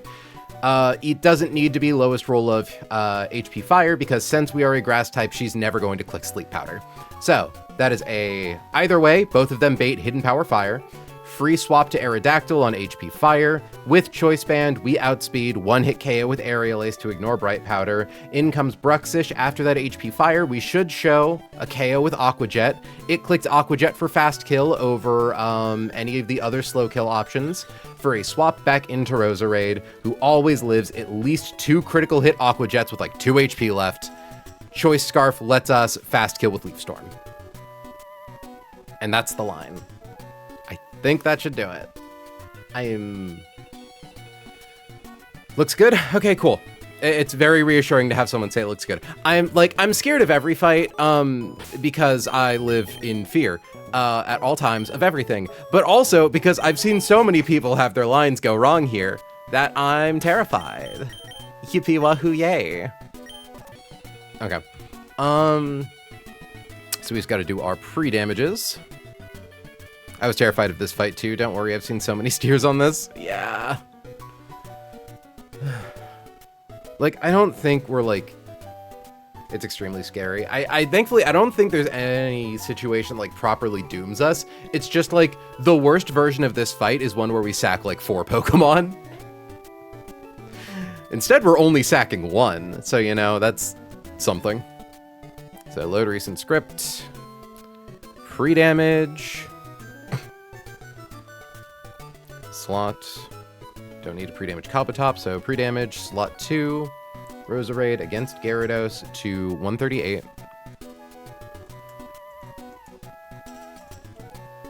Pre-damage, slot 3, which is Walrein, to 274. Pre-damage, slot 5, which is Togedemaru, to 186. And pre-damage, slot 6, Aerodactyl, to 217. Hustle, Durant, and Walrein carried this fight for me. Ooh, yeah, no, I imagine Hustle Durant goes crazy with Aerial Ace into Roserade, and I guess anything into Muck, but presumably Aerial Ace. Yeah, that probably makes this pretty free. Also had a Timid Nature, also had to rip Timid Nature change on Hydreigon, but that's also for Veto 2 and E4. Oh, that's funny. I had actually also considered giving Walrein Smart Strike for Muck. It was just a little too inconsistent, and I like being able to do the Haxorus line for Hear Better. Like, I don't know if you saw me bitching about it, but we managed to land the 1% Grovyle instead of Durant or Beedrill. And, like, we hit 10% Slowbro instead of Golisopod. So we've been really struggling with not having a guy who can click First Impression. But thankfully we pulled through. Ick Brocknard, I'm so sorry about this, my guy. You really got Starmied. You got Starmied so hard. Seppi is insane for E4 at least. Oh yeah, I'm definitely not... We sadly got a minus special attack Sceptile, but in exchange it's plus speed, so it's you know... Okay. Fuck it. Let's go. Well, let me confirm everyone before we leave, and then I'm going to reconfirm later, but... Brick Break, Rapid Spin, dies. Speed of 146, which does in fact make it faster than Swampert. Choice Scarf with speed 192, confirming. Yep, makes it faster than everything. We have Leaf Storm, that's the only thing that matters. Never Melt Ice, Frost Breath, Freeze Dry. Citrus Berry, Moonblast. No held item, Smart Strike.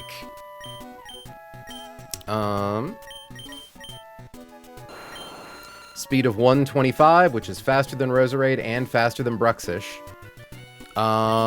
Choice Band, Aerial Ace. Okay, it's so fine. It's literally so fine. Don't even worry about it, April, because it's fine. Yeah, you know what? I'm feeling confident, which is I want to say it's good, but it's also a dangerous thing to say.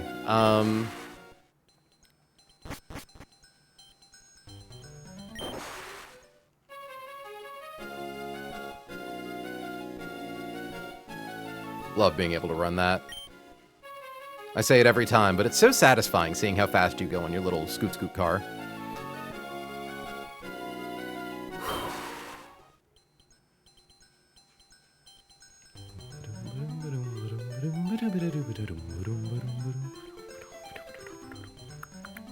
But yeah, no, isn't the music so peaceful, calming the nerves? Nothing bad can happen. You know, Pyo, I wish that was the case. I really do. But yeah, no, we've actually got like a really strong box of guys for the Elite Four, if we can just get that far. Like, all our box needs is one of the, like, killer dragons. If we can get Gudra, if we can get Latios, if we can get Hydreigon, if we can get Dragapult, we basically, like, have a guaranteed path to victory. Because, like, we have a really good Primarina, we have an incredible Urshifu, we have an incredible Sneasler, we have a really good Slowbro that needs, like, at most 2, maybe 3 scales if I wanted to get greedy with it. Also, there are no, like, items around here, are there? No. Did you take GC? Yeah, after I whiffed Pyre Manip, I was sad and decided, I decided, like, fuck it, I need to take the chance on getting Dino. And I missed Dino, but I got a plus attack, Dratini. Plus attack, 31 special attack, 31 speed, and I think 31 special defense. Here, let me find it. Like, you know, and for what it's worth, Dragonite hasn't been champed, so it's possible that we could find something to do with it. It's 0 attack, but plus attack nature, so, like, all it needs is 1 scale to be fucking insane. Max special attack for dropping absurd Dracos, and, like, I mean, 31 speed is nice, but off of a base 80 speed, it's whatever. But genuinely, Dragonite carried us so hard through a bunch of TNL split. Yeah, no. It being like Run and Bun Switchblade, or not Switchblade, it's like Swiss Army Knife. Just always being able to swap out your 4th slot for whatever is the most useful move. The thing that I'm really sad about is we had to drop... So our box currently only has 3 sources of Fake Out: Kecleon, Togedemaru, and Sneasler, except you might notice Sneasler does not have Fake Out. We had to drop it for Icy Wind so we could pull off Tate and Liza Heist, which is funny. Okay.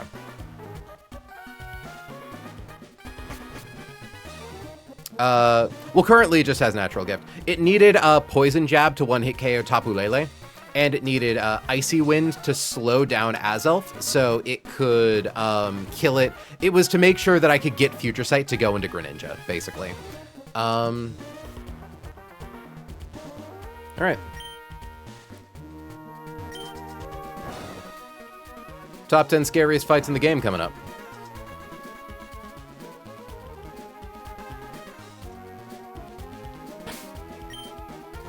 Mint Mod, could you kill that guy? She's preoccupied.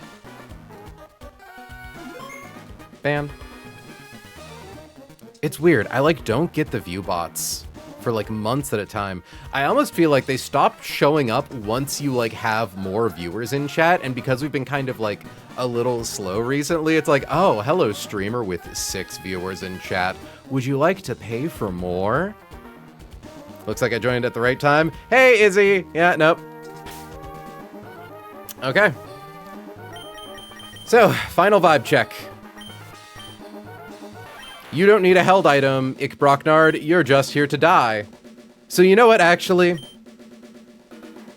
My bot problem disappeared when I needed chat to phone verified it. To phone verified a chat. Interesting. Yep, Grunt 2. And you know what I'm actually gonna do? Ich Brocknard, my friend. My guy who I caught 3 days ago and is about to die. You get to hold TM37. There is nothing that Swampert could do to somehow fuck this up. Okay. Roserade is pre-damaged to 138. Good.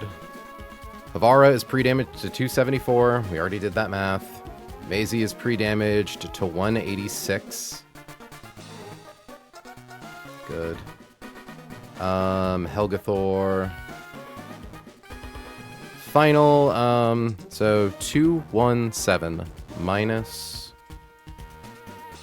Roserade's lowest hidden power fire is 43. 174, which is Aqua Jet kill range. Okay. We're so fine. Chat, we're literally so fine.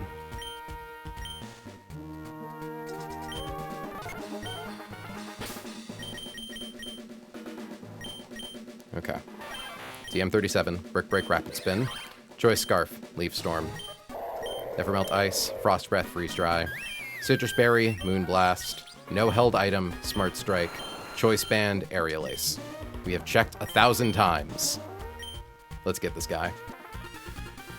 That submarine, it's tiny inside and I'm sore all over. Whoa!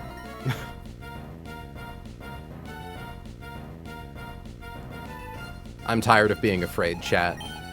I'm tired of being scared. Ich Brocknard should be very scared, though. All right, their side of the field is covered by Aurora Veil. We're going to get rid of that. So Swampert is either going to slow kill us with Earthquake or it's going to set up Stealth Rocks. So either way, if it doesn't set up Stealth, or if it sets up Stealth Rocks this turn, we just use Rapid Spin to clear them next turn when Swampert slow kills us. Farewell, Aurora Veil. Earthquake. Genuinely, Ich Brocknard, thank you for that. In comes Rose.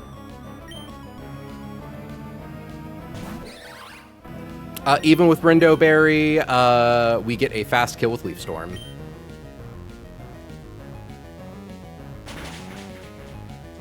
Okay. We're faster than everything on their team, so they want to send in the first thing that has a kill on us. That is going to be Gyarados with Ice Fang.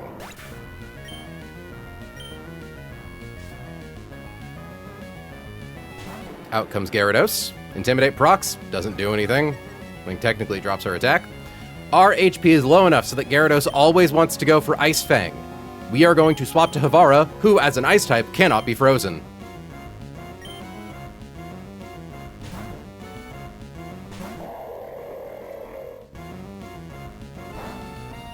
Nice. Confirming. So we are at 216 HP. 216 minus the lowest roll of Earthquake is 75. Drops us to 141. Well within... What? That feels like a lot of damage.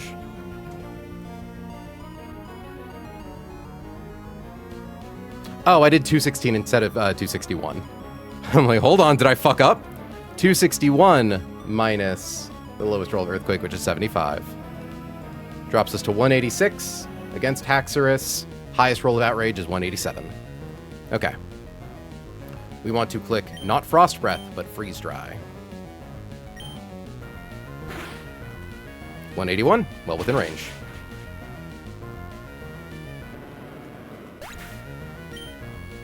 Next in comes Haxorus. Haxorus sees a kill on us with most rolls of Outrage, but not all of them, but because we threaten a one-hit KO with Frost Breath, it cannot set up Dragon Dance. It is going to click Outrage. We are going to swap to Adeline.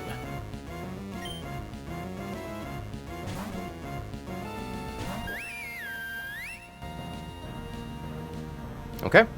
It's going to go for highest damaging move, which is Iron Tail. We really want to see Iron Tail not miss. If Iron Tail misses, then Maisie has a chance to die. It's not a super high chance, but it is a chance. We are going to click Moonblast. Good. Down goes Haxorus. We show a fast kill to Muck.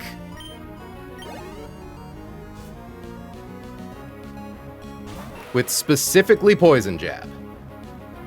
Which means free swap to Maisie.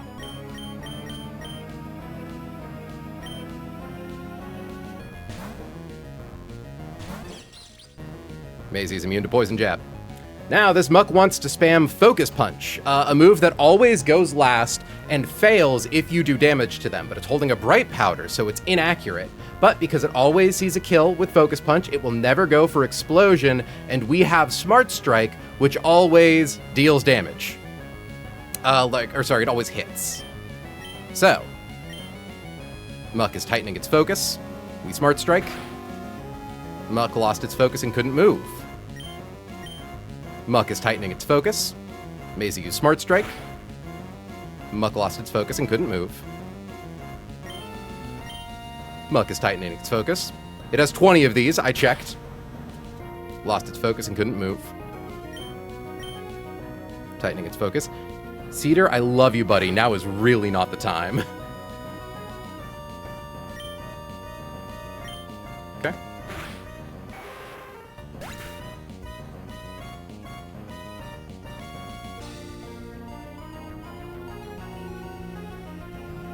Okay. Confirming. Next in should be Roserade. Seeing a kill with Hidden Power Fire at 186.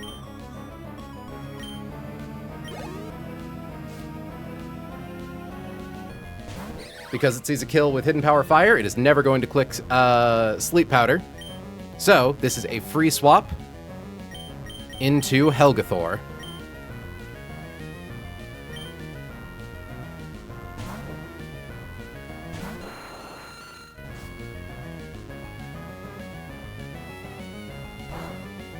Ooh, critical hit.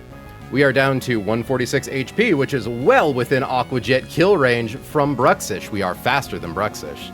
So, we are faster than Roserade. Roserade has no priority moves. It has a Bright Powder. However, we're faster, and with Choice Band, Aerial Ace is a one-hit KO.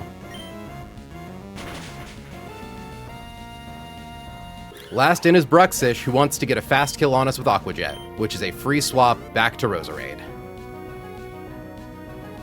It sees kills with multiple of its moves, but because it's slower than us, it wants to go for the one that is priority. So, swap to Rose.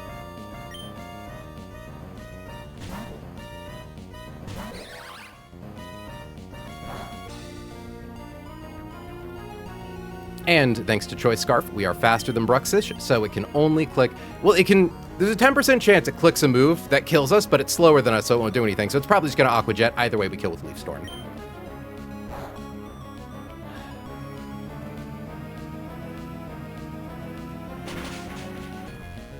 Demon Grunt down. Demon Grunt down! Alright! Oop. Oh, that feels good. That feels so good.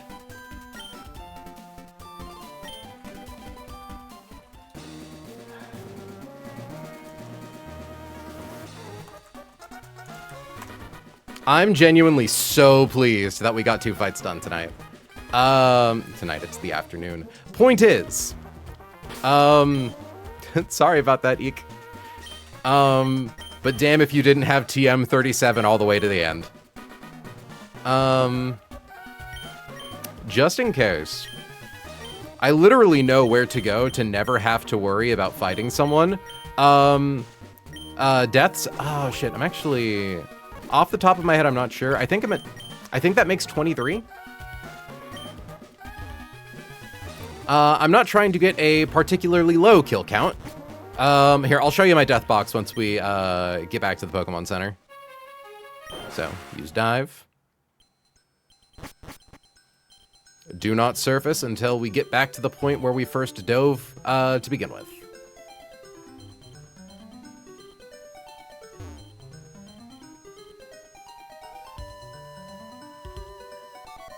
Already, also, Adeline is getting frags. You'll love to see it. Okay. Light is filtering down from above. Helga Thor. Flies back to Tatopolis. Vlog, I'm back. We beat grunt number 2, curses! We beat grunt number 2. So, we lose Coppertops. Yeah, but that was planned. So, 6, 12, 18. We just hit 22. RIP my guy. But he didn't really do that much.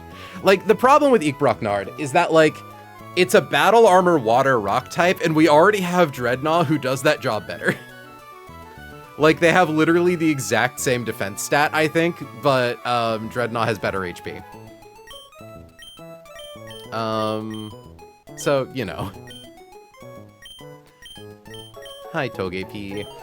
But yeah, no, like, you were also wondering, Deathbox, but while I've got you here, please look at my bear.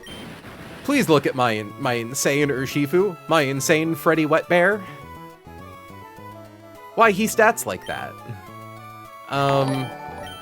Thank you very much for the gift sub. Oh shit, Partize this time. Pyo was beat to the punch. And also, where's my slur? There's my slur. There's my slur. Like, what the fuck? And also my Lucario, who I only used a single heart scale on. Classically trained April. Okay. My slur. Hashtag my slur. Okay. So upside, we beat arguably the scariest grunt down here. Downside, the next 2 fights are a gauntlet. They're not a back-to-back at least. But you can't go back to a Pokemon Center. They have some pretty scary leads. So it's probably gonna be annoying to calc. But lucky for you, you don't have to watch that. Cause we're nearing 3.5 hours and I started late anyways.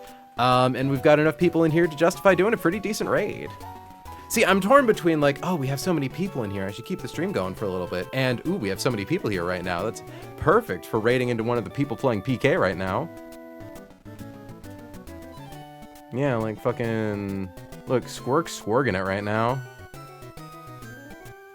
Oh god, I see Squirk's at Rowan right now. So that's funny.